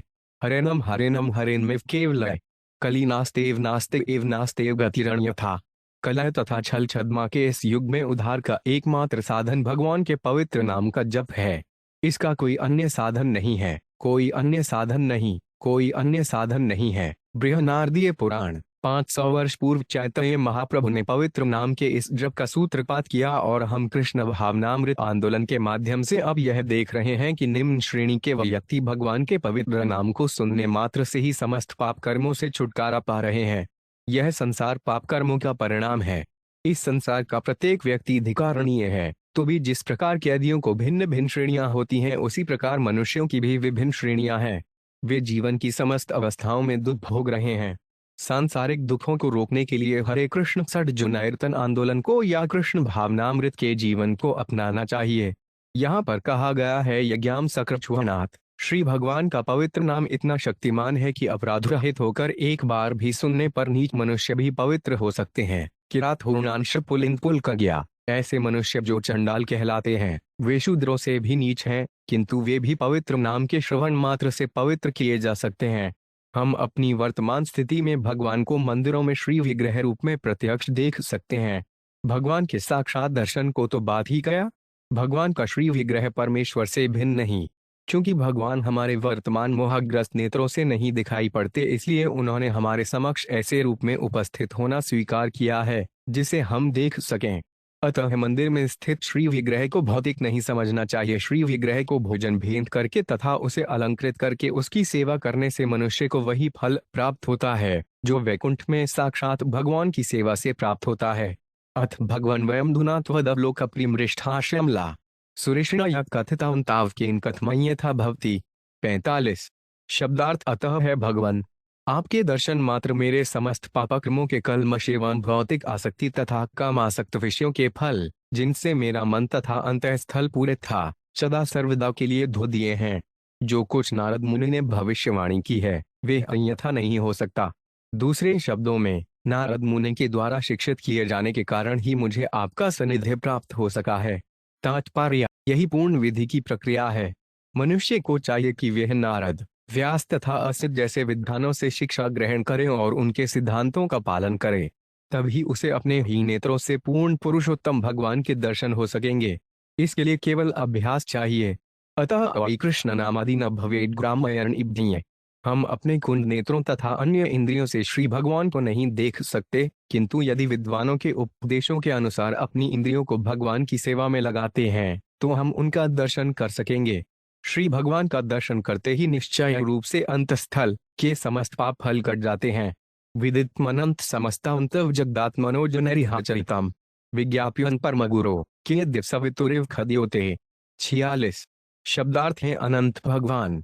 इस भौतिक जगत में जीवात्मा जो भी करता है वह आपको भली भांति विदित रहता है, क्योंकि आप परमात्मा हैं। सूर्य की उपस्थिति में जुगनुओं के प्रकाश से कुछ भी उद्दीप्त नहीं होता, इसी प्रकार चकी आप सब कुछ जानने वाले हैं, अतः आपकी उपस्थिति में मेरे बताने के लिए कुछ भी नहीं है। नमस्तुभ्यं भगवते सकलजगत्स्थितिलयोदेशाय दुर्वसितात्मगते को योगीन अभेदा परमहंसाय। 47। शब्दार्थ ए भगवान, आप ही इस दृश्य जगत के स्रष्टा, पालक तथा संहारक हैं, किंतु घोर संसारी तथा भेदवादी जनों के पास बेनेत्र ही नहीं होते जिनसे वे आपको देख सकें। वे आपकी वास्तविक स्थिति को न समझ पाने के कारण इस निष्कर्ष पर पहुंच जाते हैं कि यह दृश्य जगत आपके ऐश्वर्य से स्वतंत्र है। हे भगवान, आप परम विशुद्ध हैं और सभी छहों ऐश्वर्यों से ओतप्रोत हैं, अतः मैं आपको सादर नमस्कार करता हूँ। तात्पर्य, नास्तिक लोग सोचते हैं कि दृश्य जगत पदार्थ के संयोग से अकस्मात निर्मित हुआ, उसमें ईश्वर का कोई हाथ नहीं है। भौतिकतावादी तथा कथित रसायन विज्ञानी एवं नास्तिक विचारक इस दृश्य जगत के संबंध में ईश्वर का नामोल्लेख भी करने से कतराते रहते हैं। उनके लिए ईश्वर की सृष्टि को समझ पाना असंभव है, क्योंकि वे घोर भौतिकतावादी होते हैं। श्री भगवान तो परमहंस है, अर्थात परम शुद्ध, जबकि इंद्रिय सुख में आसक्त तथा भौतिक कार्यकलापों में गधों की तरह जुटे रहने वाले पापी व्यक्ति अत्यंत नीच मनुष्य होते हैं। नास्तिक प्रवृत्ति होने के कारण उनका सारा तथाकथित वैज्ञानिक ज्ञान वृथा है। वे पूर्ण पुरुषोत्तम भगवान को नहीं समझ पाते। वे श्रसंतम नु विश्वसुज श्रसंति यचेकितान मनुचितय उचकंती भूमंडलवन सर्षपायति यस्य मूर्ष्णि तस्मै नमो भगवते उस्तु सहस्त्रमूर्धने। 48। शब्दार्थ है भगवान, आपकी चेष्टा से ही भगवान ब्रह्मा, इंद्र तथा दहश्य जगत के अन्य अधीक्षक अपने अपने कार्यों में निरत हो जाते हैं। हे ईश्वर, आपके द्वारा भौतिक शक्ति को देखे जाने पर ही इंद्रियां देख पाती हैं। अनंत भगवान समस्त ब्रह्मांडों को अपने सर पर सरसों के बीजों के समान धारण किए रहते हैं। हे सहस्त्र फण वाले परम पुरुष, मैं आपको सादर नमस्कार करता हूँ। श्री शुक्र स्वाद संस्थितो भगवान एवं नंतस्तम भाषत विद्याद्रप्त प्रीतश्चित्रकेत कुरुद्वय। 49। शब्दार्थ शुकदेव गोस्वामी ने आगे कहा, हे कुरुवंश में श्रेष्ठ महाराज परीक्षित, विद्याधरों के राजा चित्रकेतु द्वारा की गई स्तुति से अत्यधिक प्रसन्न होकर भगवान अनंत देव ने इस प्रकार उत्तर दिया।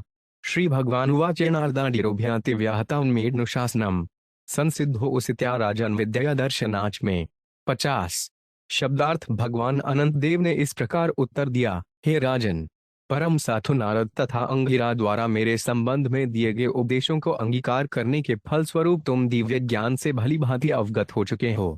आध्यात्मिक ज्ञान में शिक्षित हो जाने के कारण अब तुमने मेरा साक्षात दर्शन किया है, अतः तुम अब पूर्णतया सिद्ध हो चुके हो। तात्पर्य: जीवन की सिद्धि इसी में है कि आध्यात्मिक शिक्षा द्वारा ईश्वर के अस्तित्व तथा ईश्वर द्वारा इस संसार के सृजन, पालन एवं संहार की क्रिया को समझा जाए। पूर्ण ज्ञान होने पर नारद तथा अंगिरा एवं उनकी शिष्य परंपरा के सदस्यों की संगति द्वारा ईश्वर के प्रति प्रेम विकसित किया जा सकता है। तब मनुष्य भगवान अनंत का साक्षात दर्शन कर सकता है। यद्यपि ईश्वर अनंत हैं, किंतु अहेतु की दयावश वे भक्त को दिखाई पड़ते हैं। अपने वर्तमान बंध जीवन के कारण न तो हम ईश्वर को देख सकते हैं, न जान सकते हैं। अत श्री कृष्ण नागादि न भवेद ब्राह्मण सेवोयुखे हिजबादि स्वयं स्फुरत्यद। अपनी सांसारिक कलुषित इंद्रियों के द्वारा कोई भी श्री कृष्ण के नाम, रूप, गुण तथा लीलाओं के दिव्य स्वरूप को नहीं समझ सकता। जब वह ईश्वर की दिव्य सेवा से दिव्य रूप से संतृप्त हो जाता है तभी उसे इन सब को अनुभूति है। भक्त सायरित्र सिंधु 1-2-2-3-4। यदि कोई नारद मुनि अथवा उनके प्रतिनिधि के निर्देशन में आध्यात्मिक जीवन बिताता है और भगवान की सेवा करता है तो वे ईश्वर के साक्षात्कार के योग्य हो सकता है। ब्रह्म संहिता 5.38 का कथन है, यनन्तः सदैव हृदेषु विलोक्यन्ति ये श्याम सुंदरम चिंते गुण स्वरूपम गोविंदमादि पुरुषवंतमह भद्रजामि। मैं आदि ईश्वर गोविंद की पूजा करता हूँ जो प्रेम जन से आजे हुए नेत्रों वाले भक्तों द्वारा सदैव देखे जाते हैं। वे भक्त के हृदय में स्थित अपने शाश्वत श्याम सुंदर स्वरूप में देखे जाते हैं। मनुष्य को अपने गुरुवार के उपदेशों का पालन करना चाहिए। इस प्रकार योग्य बनकर वे श्री भगवान को देख पाता है, जैसा कि महाराज चित्रकेतु के उदाहरण से स्पष्ट है। अहन वै सर्वभूतानि भूतात्मा भूत भावन शब्द भाव पर ब्रह्म मुभे शाश्वती तनु। 51। शब्दार्थ समस्त चर तथा अचर जीवात्माएं मेरे ही प्रकाश विस्तार हैं और मुझसे पृथक हैं। मैं ही समस्त जीवों का परमात्मा हूँ। मेरे प्रकाशित करने के ही कारण उनका अस्तित्व है। मैं ही ओंकार तथा हरे कृष्ण हरे राम मंत्र जैसे दिव्य शब्दों का रूप हूँ और मैं ही परम सत्य हूँ। ये दोनों रूप, दिव्य शब्द तथा श्री विग्रह का शाश्वत आनंदमय दिव्य रूप मेरे शाश्वत रूप हैं, वे भौतिक नहीं हैं। तात्पर्य: नारद तथा अंगिर ने चित्रकेतु को भक्ति योग का उपदेश दिया है। चित्रकेतु को अपनी भक्ति के ही कारण भगवान के दर्शन हुए। भक्ति के द्वारा क्रमश अग्रसर होकर मनुष्य जब ईश्वर के प्रेम के पद पर पहुंच जाता है, प्रेषा पुरार्थो महान, तो उसे प्रतिक्षण ईश्वर का दर्शन होता है। जैसा कि भगवद गीता में कहा गया है, जब कोई गुरुवार की बताई विधि से 24 घंटे भक्ति में लगा रहता है, तेषा सतत भुक्तान भजता गृहती पूर्वक है, तो उसकी भक्ति अधिकाधिक आनंदप्रद हो जाती है। तब प्रत्येक के हृदय में स्थित भगवान भक्त से बातें करता है। दद्ममयि बुद्धि युग्मन्तयन्मय उपयान्ति ते। चित्रकेतु को पहले उसके गुरुदेव अंगिरा तथा नारद ने शिक्षा दी और उनके उपदेशों का पालन करते हुए वे इस योग्य बन सका कि ईश्वर का साक्षात दर्शन कर सके। इसलिए अब भगवान उसे ज्ञान का सार समझा रहे हैं। ज्ञान का सार यह है कि वस्तुएं दो प्रकार की होती हैं, एक तो सत्य और दूसरी क्षणिक या मिथ्या। मनुष्य को इन दोनों का अस्तित्व समझना होगा। वास्तविक तत्व या सत्य तो ब्रह्म, परमात्मा तथा भगवान है। कौमुद भागवत 1 फरवरी 11 में कहा गया है, वदन्ति तत्व विदस्तत्वान्य ज्ञान मद्रयन ब्रह्मेति परमात्मेति भगवानिति शब्दें। परम सत्य के ज्ञाता तत्व विद्यसद ठहत वस्तु को ब्रह्म, परमात्मा अथवा भगवान कहकर पुकारते हैं। परम सत्य इन तीन रूपों में सदैव विद्यमान है, अत ये तीनों मिलकर तत्व कहलाते हैं। अतत्व से दो प्रकार के निसर्जन होते हैं, कर्म तथा विकर्म। कर्म से भौतिक दिन में संपन्न दैहिक कार्यों तथा रात्रि में स्वप्न के मानसिक कार्यों का बोध होता है। ये न्यूनाधिक अच्छे कार्यकलाप हैं, किंतु विकर्म से मिथ्या गतिविधियों का बोध होता है जो मायाजाल के तुल्य हैं। ये ऐसे कर्म हैं जिनकी कोई सार्थकता नहीं है। उदाहरणार्थ, आधुनिक विज्ञानी यह कल्पना करते हैं कि रासायनिक संयोग से जीवन उत्पन्न किया जा सकता है और इसी को सिद्ध करने के लिए वे विश्व भर में अपनी अपनी प्रयोगशालाओं में व्यस्त हैं। यद्यपि पूरे इतिहास में आज तक कोई भौतिक संयोग के द्वारा जीवन उत्पन्न करने में सक्षम हुआ नहीं मिलता है। ऐसे कर्मों को विकर्म कहा गया है। सभी भौतिक कार्यकलाप वास्तव में छल हैं और इनमें प्रगति करना समय का अपव्यय मात्र है। इन्हें अकार्य कहते हैं। मनुष्य को भगवान के उपदेशों से सीखना चाहिए। जैसा कि थैवदीवा 4.17 में कहा गया है, कर्मणोऽपि बोधव्यं बोधव्यं च विकर्मन् अकर्मणश्च बोधव्यं गहना कर्मणो गति। कर्म का तत्व समझ पाना अत्यंत गहन है, अतः कर्म, विकर्म तथा अकर्म को भली भांति जानना चाहिए। मनुष्य को इन्हें भगवान से सीधे ग्रहण करना चाहिए, जो अनंत देव के रूप में राजा चित्रकेतु को उपदेश दे रहे हैं, क्योंकि उसने नारद तथा अंगिरा के उपदेशों का पालन करते हुए भक्ति की समुन्नत अवस्था प्राप्त कर ली थी। यहाँ पर यह कहा गया है, वै सर्वभूतानि, ईश्वर सब कुछ, सर्वभूतानि है, जिसमें जीवात्माएं तथा भौतिक तत्व सम्मिलित हैं। जैसा कि थयवदिता 7.4 से 5 में श्री कृष्ण स्वयं कहते हैं, धूमिरापो 5 नलु वायु खे मनो बुद्धिरेव च अहंकार इति में भिन्ना प्रकृतिरष्टधा अप्रियमितस्त्वयं प्रकृति विधि में पराम जीवभूत आ महाबाहो यय धारते जयत। पृथ्वी, जल, अग्नि, वायु, आकाश, मन, बुद्धि और मिथ्या अहंकार, ऐसे 8 प्रकार से विभाजित ये मेरी अपरा भौतिक शक्तियां हैं। हे महाबाहु अर्जुन, इस अपरा जड़ शक्ति के अतिरिक्त मेरी एक परा चेतन शक्ति भी है, जो भौतिक शक्ति से संघर्ष करते हुए जीवों से बनी है और जो ब्रह्मांड को धारण किए हुए हैं। जीवात्मा भौतिक तत्वों के ऊपर अपना आधिपत्य जताना चाहता है, किंतु ये भौतिक तत्व तथा आध्यात्मिक स्फुलिंग श्री भगवान से निकलने वाली शक्तियां हैं। इसलिए ईश्वर का कथन है, अहं वै सर्वभूतानि, मैं सब कुछ हूँ। जिस प्रकार अग्नि से उष्पात तथा प्रकाश दोनों ही निकलते हैं, उसी प्रकार ये दोनों शक्तियां, भौतिक तत्व तथा जीवात्माएं, परमात्मा से उद्भूत हैं। इसलिए ईश्वर का कथन है, वह सर्वध्रुवानि, मैं भौतिक तथा आध्यात्मिक श्रेणियों का विस्तार करता हूँ। पुनः परमात्मा ही बद्ध जीवों के मार्गदर्शक हैं, जो भौतिक वातावरण से आबद्ध हो जाते हैं। इसलिए वे धुवात्यादृत भावन कहलाते हैं। वे जीवात्मा को बुद्धि प्रदान करते हैं, जिससे वह अपनी स्थिति सुधार कर परम धाम को वापस जा सकता है, अथवा यदि वह परम धाम को वापस नहीं जाना चाहता तो उसे परमात्मा अपनी भौतिक स्थिति सुधारने के लिए बुद्धि प्रदान करते हैं। इसकी पुष्टि स्वयं भगवान ने भगवद्गीता 15.15 में की है। सर्वस्य चाहदि सनरिविष्टो मत स्फुरित ज्ञापनंच, मैं सबों के हृदय में स्थित हूँ और मुझसे ही स्मृति, ज्ञान तथा विस्मृति उत्पन्न है। ईश्वर भीतर से ही जीव को बुद्धि प्रदान करते हैं, जिससे वह कार्य कर सके। इसलिए पिछले श्लोक में यह कहा गया था कि ईश्वर की चेष्टा के बाद ही हम चेष्टा आरंभ करते हैं। हम स्वतंत्र रूप से चेष्टा करने का कोई कार्य कर सकने में असमर्थ हैं, इसलिए ईश्वर भूत भावन है। इस श्लोक में दिए गए ज्ञान की दूसरी विशेषता यह है कि शब्द ब्रह्म भी परमेश्वर का एक रूप है। अर्जुन ने श्री कृष्ण के नित्य आनंदमय स्वरूप को परम ब्रह्म रूप में स्वीकार किया है। बद्ध जीवात्मा मायावी वस्तु को सत्य मान बैठता है। यह माया या अविद्या कहलाती है। अत वैदिक ज्ञान के अनुसार सर्वप्रथम भक्त बनना चाहिए और तब विद्या तथा अविद्या के भेद को समझना चाहिए, जिसका विशद वर्णन ईशोपनिषद में हुआ है। विद्या के स्तर पर वास्तविक रूप में होने पर मनुष्य स्वतः राम, कृष्ण तथा संकर्षण जैसे रूपों में श्री भगवान को समझ पाता है। वैदिक ज्ञान को भगवान का श्वास कहते हैं। वैदिक ज्ञान के आधार पर ही सारे कार्यकलाप प्रारंभ होते हैं। इसलिए भगवान का कथन है कि जब मैं चेष्टा करता हूँ या सांस लेता हूँ, तभी भौतिक ब्रह्मांडों की उत्पत्ति होती है और क्रमशः विभिन्न कार्य चालू होते हैं।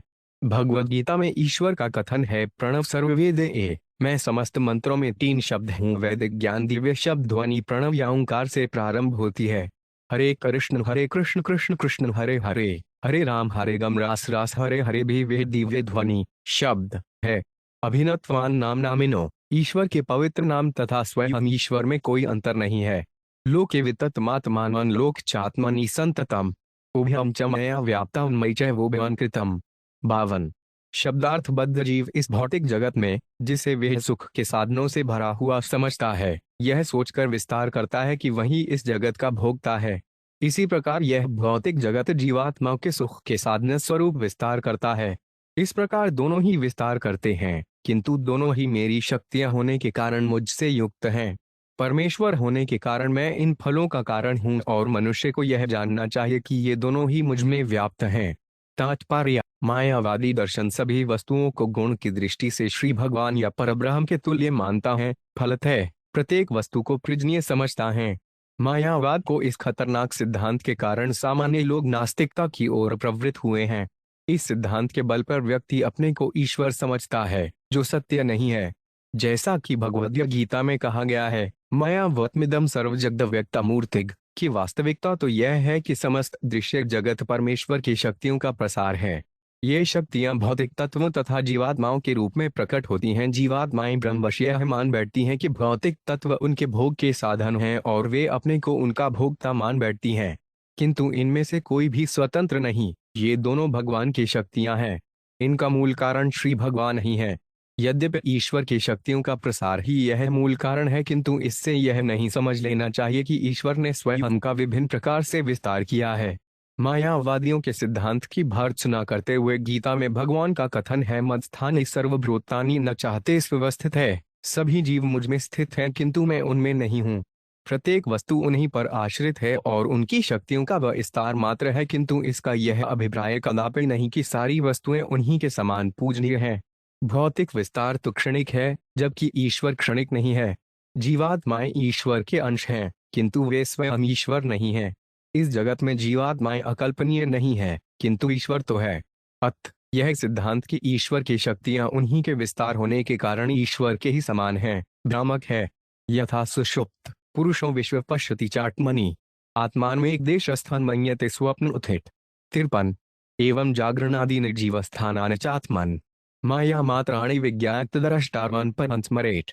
54 शब्दार्थ, जब मनुष्य गाढ़ निद्रा में होता है तो वे स्वप्न देखता है और अपने अंतर में विशाल पर्वत तथा नदियां या संभवतः संपूर्ण ब्रह्मांड को भी देखता है। यद्यपि ये सारी वस्तुएं अत्यंत दूर हैं, किंतु कभी कभी जब वह स्वप्न से जगता है तो अपने को मनुष्य रूप में एक स्थान पर बिस्तर पर लेटा पाता है। तब वह अपने को अनेक स्थितियों में पाता है, यथा विशेष राष्ट्रीयता, परिवार आदि में। प्रगाढ़ निंद्रा, स्वप्न तथा जागृत, ये समस्त अवस्थाएं भगवान की ही शक्तियां हैं। मनुष्य को इन अवस्थाओं के मूल स्रष्टा को, जो इनसे प्रभावित नहीं होता, सदैव स्मरण रखना चाहिए। तात्पर्य, जीवात्माओं की जागृत, स्वर्ण, सुषुप्त अवस्थाओं में से कोई भी यथार्थ नहीं है। ये बंद जीवन की विभिन्न अवस्थाओं की झलकियां हैं। भले ही अनेक पर्वत, नदियां, वृक्ष, मधुमक्खियां, शेर तथा सर्प कितनी ही दूर स्थित क्यों ना हो, किंतु स्वप्न में कोई उन्हें पास दिखने की कल्पना कर सकता है। जिस प्रकार रात्रि में सूक्ष्म स्वप्न दिखते हैं, उसी प्रकार जीवात्मा जगने पर भी राष्ट्र, जाति, समाज, धन, उच्च प्रासाद, बैंक बचत, पद तथा यश के स्थूल स्वप्न में खोया रहता है। ऐसी दशा में मनुष्य को यह समझना चाहिए कि भौतिक जगत के संसर्ग से ही ऐसा होता है। जीवन के विभिन्न रूपों में वे विभिन्न पदों पर स्थित है और ये माया की सृष्टियां हैं, जो भगवान के निर्देश से कार्यरत रहती हैं। फलत भगवान ही परम करता है और बद्ध जीव का कर्तव्य है कि वे हीन परम कर्ता श्री कृष्ण का स्मरण करे। जीवात्मा के रूप में हम सभी प्रकृति की तरंगों में बहाए लिए जा रहे हैं, जो ईश्वर के निर्देशानुसार कार्य करती हैं। मयाध्यक्षेन प्रकृति सुयते सचराचरग। भक्ति विनोद ठाकुर का गीत है। मिछे मायार वशे याच भेसेन खाच हबुडुबु भाई। स्वर्ण तथा जागृति की भिन्न भिन्न अवस्थाओं में तुम माया की तरंगों में कयों बहे चले जा रहे हो। ये सब माया की सुरष्टियां हैं। हमारा एकमात्र कर्तव्य है कि माया के अध्यक्ष श्री कृष्ण का स्मरण करते रहें। ऐसा करने के लिए शास्त्रों का उपदेश है, हरे नाम हरे में केवल। मनुष्य को चाहिए कि वह ईश्वर के नाम का अर्थात हरे कृष्ण कृष्ण कृष्ण हरे हरे, हरे राम राम रास हरे हरे का निरंतर जप करे। परमेश्वर का साक्षात्कार तीन विभिन्न परम रूपों में, ब्रह्म, परमात्मा तथा भगवानों में होता है, किंतु परम साक्षात्कार तो भगवान ही है। जो भगवान श्री कृष्ण का साक्षात्कार करता है वह ही पूर्ण महात्मा है। वायुदेव सर्वज्ञति स महात्मा सुदुर्लभ है। मनुष्य जन्म पाकर हमें भगवान को समझना चाहिए, क्योंकि इससे प्रत्येक अन्य वस्तु समझ में आ सकेगी। यस्मिन् वैगते सर्वपे विज्ञता भवति। इस वैदिक शिक्षा से मात्र श्री कृष्ण को जान लेने से ब्रह्म, परमात्मा, प्रकृति, माया, दिव्य शक्ति इत्यादि सभी जाने जा सकते हैं। प्रकृति भगवान की अध्यक्षता में कार्य करती है और हम सब प्रकृति की विभिन्न अवस्थाओं के द्वारा दूर ले जाए जा रहे हैं। आत्म साक्षात्कार के लिए सदैव श्री कृष्ण को स्मरण रखना होगा। जैसा पद्मपुत्र में कहा गया है, स्मर्तव्य सतत विष्णु। हमें चाहिए कि भगवान विष्णु का सदैव स्मरण करें। विस्मर्तव्यो न जादुचित। हमें भगवान को कभी नहीं भूलना चाहिए। यही जीवन को सिद्धि है। यह प्रसुप्त पुरुष स्वाभवेदात्मनस्तदा सुखांच निर्गुणान ब्रह्मतमात्मान वेहिमाम। 557 शब्दार्थ, तुम मुझे परब्रह्म जानो, जो सर्वव्यापी परमात्मा है और जिसके माध्यम से सुप्त जीवात्मा अपनी सुप्त अवस्था तथा इंद्रियातीत सुखों का अनुभव कर सकता है। कहने का तात्पर्य यह है कि सुप्त जीवात्माओं की गतिविधियों का कारण मैं ही हूँ। तात्पर्य: जब जीवात्मा मिथ्या अहंकार से मुक्त हो जाता है तो वे ईश्वर के अंश रूप में अर्थात आत्मा रूप में अपनी श्रेष्ठ स्थिति को समझता है। फलत: सुप्त अवस्था में भी जीवात्मा ब्रह्म के कारण सुख का अनुभव कर सकता है। भगवान का कथन है कि वह ब्रह्म, वे परमात्मा तथा वे भगवान मैं ही हूँ। श्रील जीव गोस्वामी ने अपने ग्रंथक्रम संदर्भ में ऐसा लिखा है: उभयं स्मरत पुंसः प्रस्वाप प्रतिबोध्यो अन्वेति व्यतिरिचेत तज्ज्ञानवान ब्रह्म तत्परम। 56। यदि निद्रा के समय देखे गए स्वप्न केवल परमात्मा द्वारा ही देखे गए विषय हैं, तो फिर जीवात्मा, जो परमात्मा से पृथक है, स्वप्नों के क्रियाकलापों को क्यों स्मरण रखता है? एक व्यक्ति के अनुभवों को दूसरा नहीं समझ सकता। अतः जीवात्मा, जो तथ्यों का ज्ञाता है और स्वप्न तथा जागृति में प्रकट होने वाली घटनाओं के विषय में जिज्ञासा करता है, आकस्मिक कार्यों से पृथक है। जानने वाला तो ब्रह्म है। दूसरे शब्दों में जानने का गुण जीवात्मा तथा परमात्मा से संबंधित है। इसलिए जीवात्मा को भी स्वप्न तथा जागृति की घटनाओं का अनुभव हो सकता है। दोनों दशाओं में ज्ञाता वही रहता है और गुण रूप में वे एक परब्रह्म से एकाकार है। तात्पर्य: जीवात्मा गुणों में परब्रह्म के ही समान है, किंतु मात्रा में जीवात्मा ब्रह्म का अंश होने से परब्रह्म के समान नहीं हो सकता। गुणों में ब्रह्म होने के कारण जीवात्मा स्वप्न में तो विगत कार्यकलापों को स्मरण रख सकता है और जागृत अवस्था की वर्तमान गतिविधियों को भी जान सकता है। यदि तद विस्मृतान् पुंसो मद्भावान् भिन्नमात्मन् ततः संसार एतस्य देहाद्वयो मृते मृति। 57। जब जीवात्मा अपने आप को मुझसे भिन्न मानकर ज्ञान तथा आनंद में मुझसे अपने गुण रूप में दिव्य तादात्म्य को भूल जाता है, तभी उसका यह भौतिक बंध जीवन प्रारंभ होता है। कहने का अभिप्राय यह है कि वह मुझ में तादात्म्य न मानकर अपने सांसारिक विस्तारों में यथा पत्नी, संतान तथा धन में अभिरुचि दिखाने लगता है। इस प्रकार अपने कर्मों के प्रभाव से एक शरीर के बाद दूसरा शरीर और एक मृत्यु के बाद दूसरी मृत्यु का चक्कर लगाता रहता है। तात्पर्य: सामान्यत मायावादी दार्शनिक अथवा उनसे प्रभावित व्यक्ति अपने आप को श्री भगवान के ही सदृश उत्तम मानते हैं। यह उनके बंध जीवन का कारण है। वैष्णव कवि जगदानंद पंडित ने प्रेषवे वर्णते में कहा है: कृष्ण बहिरिखा जा भोगवाह करें, निकटस्थ माया तारे जा पटिया धरे। ज्यों ही जीवात्मा अपनी स्वाभाविक स्थिति को भूलकर परमेश्वर से एकाकार होने की चेष्टा करता है, उसी क्षण बंध जीवन शुरू हो जाता है। जीवात्मा तथा परमात्मा में गुणात्मक तथा मात्रात्मक सादृश्य का विचार उठना ही बद्ध जीवन का मूल कारण है। यदि कोई परमेश्वर तथा जीवात्मा के अंतर को भूलता है तो बंध जीवन शुरू हो जाता है। बद्ध जीवन का अभिप्राय है एक शरीर त्याग कर दूसरा ग्रहण करना और मरने के बाद पुनः मृत्यु को स्वीकार करना। मायावादी ज्ञानी का दर्शन कहता है तत्वदसि अर्थात तुम ईश्वर ही हो। वह भूल जाता है कि उसका यह उपदेश जीवात्मा की तटस्थ स्थिति पर लागू होता है, जो सूर्य प्रकाश के समान है। सूर्य में उष्पात तथा प्रकाश दोनों रहते हैं एवं सूर्य प्रकाश में भी ये दोनों विद्यमान रहते हैं। इस प्रकार सूर्य तथा सूर्य प्रकाश गुण रूप से एक ही हैं, किंतु हमें यह नहीं भूलना चाहिए कि सूर्य का प्रकाश सूर्य पर आश्रित है। जैसा भगवान कृष्ण ने भगवद्गीता में कहा है, ब्रह्मणो हि प्रतिशहम्, मैं ब्रह्म का मूल स्रोत हूँ। सूर्य गोलक की उपस्थिति के कारण सूर्य प्रकाश महत्वपूर्ण है। ऐसा नहीं है कि सूर्य प्रकाश की सर्वव्यापकता के कारण सूर्य गोलक महत्वपूर्ण है। इस तथ्य को न समझना तथा उसे भूलना ही माया है। अपनी तथा परमेश्वर की स्वाभाविक स्थिति के विस्मरण से ही मनुष्य माया या संसार अर्थात बंध जीवन में प्रवेश करता है। इस संबंध में मध्वाचार्य का कहना है, सर्वभिन्न परात्मान विस्मरण संसरे देह भिन्न संस्मरण याति तमो नास्तित्र संशय। जब मनुष्य यह सोचता है कि वह सब प्रकार से परमात्मा से अभिन्न है, तो वे निश्चित रूप से अंधकार तमः में रहता है। लब्ध्वेह मानुषी योनि ज्ञान विज्ञान संभवाम आत्मानौ न यो न बुद्ध ग्रेट न क्वचित क्षेमाप्नुयात्। 58। शब्दार्थ वैदिक ज्ञान तथा उसके व्यवहार के माध्यम से आत्म साक्षात्कार द्वारा मनुष्य अपने जीवन में सिद्धि प्राप्त कर सकता है। ऐसा भारत में जन्म लेने वाले मनुष्य के लिए विशेष रूप से संभव है। जो मनुष्य ऐसी उपयुक्त परिस्थिति में जन्म लेकर अपने आप को नहीं जान पाता, वह परम सिद्धि को प्राप्त कर सकने में अक्षम रहता है, भले ही वे स्वर्ग लोक को प्राप्त क्यों न हो जाए। तात्पर्य: इस कथन की पुष्टि श्री चरितायत आदि 9.41 में मिलती है। भगवान चैतन्य ने कहा है, थारत धूमितेहल मनुष्य जन्म यार, जन्म यार्थकारी कर पर उपकार। भारत भूमि में जन्म लेने वाला प्रत्येक प्राणी विशेषतया मानव वैदिक ज्ञान तथा उसके व्यवहार के द्वारा परम साफल्य प्राप्त कर सकता है। स्वयं सिद्ध होने पर वह संपूर्ण मानव समाज के आत्म साक्षात्कार के लिए सेवा कार्य कर सकता है। परोपकार करने की यह सर्वोत्तम विधि है। स्मरित्वेहाय परिक्लेशांतात फल विपर्ययम् अभय चाप्यनाहाय सड्डूलपाद्विर्मेत कवि। 59। शब्दार्थ यह स्मरण रखते हुए कि कर्म फल हेतु संपन्न कर्मों के क्षेत्र में बड़ी बड़ी अड़चनें आती हैं और इच्छा से विपरीत फल प्राप्त होते हैं, चाहे वे भौतिक कर्मों से उत्पन्न हो या वैदिक ग्रंथों द्वारा बताए सकाम कर्मों के फल हों। बुद्धिमान मनुष्य को चाहिए कि वह सकाम कर्मों की इच्छा का परित्याग कर दे, क्योंकि ऐसी चेष्टाओं से जीवन का परम उद्देश्य प्राप्त नहीं हो सकता। दूसरी ओर यदि कोई कर्म फल के हेतु निष्काम भाव से कर्म करता है, अर्थात वे एक भक्ति कार्यों में लगता है, तो दयनीय स्थितियों से मुक्त रहकर वह जीवन का परम उद्देश्य प्राप्त कर सकता है। इस पर विचार करते हुए मनुष्य को चाहिए कि भौतिक कामनाओं का परित्याग करें। सुखाय दुःखमोक्षाय कुर्वते दंपति क्रिया ततोड़ निवृत्तिरप प्राप्त सुखस्य च सुखस्य च। 60।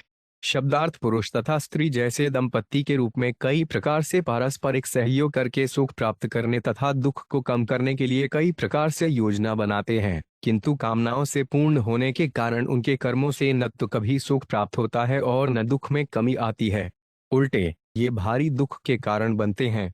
एवं विपर्ययन बुद्धवानुनाम विज्ञाभिमान्यनाम आत्मनश्च गति सूक्ष्म स्थानत्र विलक्षणाम। 61। अष्टश्रुताभिमात्राभिनिर्मुक्त स्वयं तेजसा ज्ञान विज्ञान संतृप्तो मदक्तः पुरुषो भवेत्। 62। शब्दार्थ मनुष्य को यह जान लेना चाहिए कि जो व्यक्ति अपने भौतिक अनुभव पर गर्व करते हैं उन्हें जगते, सोते तथा प्रगाढ़ निद्रा में कल्पित किए गए फलों के विपरीत फल मिलते हैं। मनुष्य को यह भी समझना चाहिए कि यद्यपि भौतिकतावादी व्यक्ति के लिए आत्मा को देख पाना दुष्कर है, तो भी वह इन समस्त स्थितियों से परे है और उसे अपने विवेक के आधार पर इस जन्म में तथा अगले जन्म में कर्म फल की इच्छा का परित्याग कर देना चाहिए। इस प्रकार दिव्य ज्ञान में अनुभवी बनकर ही किसी को मेरा भक्त बनना चाहिए। एतावानेव मनुजयों नैपुण्य बुद्धि भी स्वार्थ सर्वात्मना ज्ञेयो यत्परात्मिक दर्शनम। 63। शब्दार्थ जो पुरुष जीवन के परम उद्देश्य को प्राप्त करना चाहते हैं उन्हें चाहिए कि वे परम पुरुष तथा जीवात्मा का भली भांति अवलोकन करें, जो अंश तथा पूर्ण होने के कारण गुण रूप से एक हो हैं। जीवन की यही सबसे बड़ी समझ है, इससे बढ़कर और कोई सत्य नहीं है। तो अमित क्षुधया राजन प्रमतो बचो मम ज्ञान विज्ञान संपन्नोद्धारेणाशु सिद्धिसी। 64। शब्दार्थ है राजन, यदि तुम भौतिक सुख से विरक्त रहकर परम श्रद्धा सहित मुझसे संलग्न होकर ज्ञान तथा इसकी जीवन में व्यवहारिकता में निपुण बनकर मेरे इस निष्कर्ष को स्वीकार करोगे तो तुम परम सिद्धि को प्राप्त होगे। श्री शुक स्वाट आश्वास्य भगवान चित्रकेतु जगत गुरु पश्यतस्तस्य विश्चात्मा तस्नांतर्दत्थे हरि। 65। शब्दार्थ श्री शुकदेव गोस्वामी ने आगे कहा, इस प्रकार चित्रकेतु को उपदेश देकर और उसे सिद्धि का आश्वासन देकर जगत गुरु परमात्मा भगवान संकर्षण उस स्थान से चित्रकेतु के देखते देखते अंतर्धान हो गए। इस प्रकार श्रीमद् भागवत के 6ठे स्कंद के अंतर्गत राजा चित्रकेतु की परमेश्वर से भेंट नामक 16वें अध्याय के भक्तिवेदन तात्पर्य पूर्ण हुए।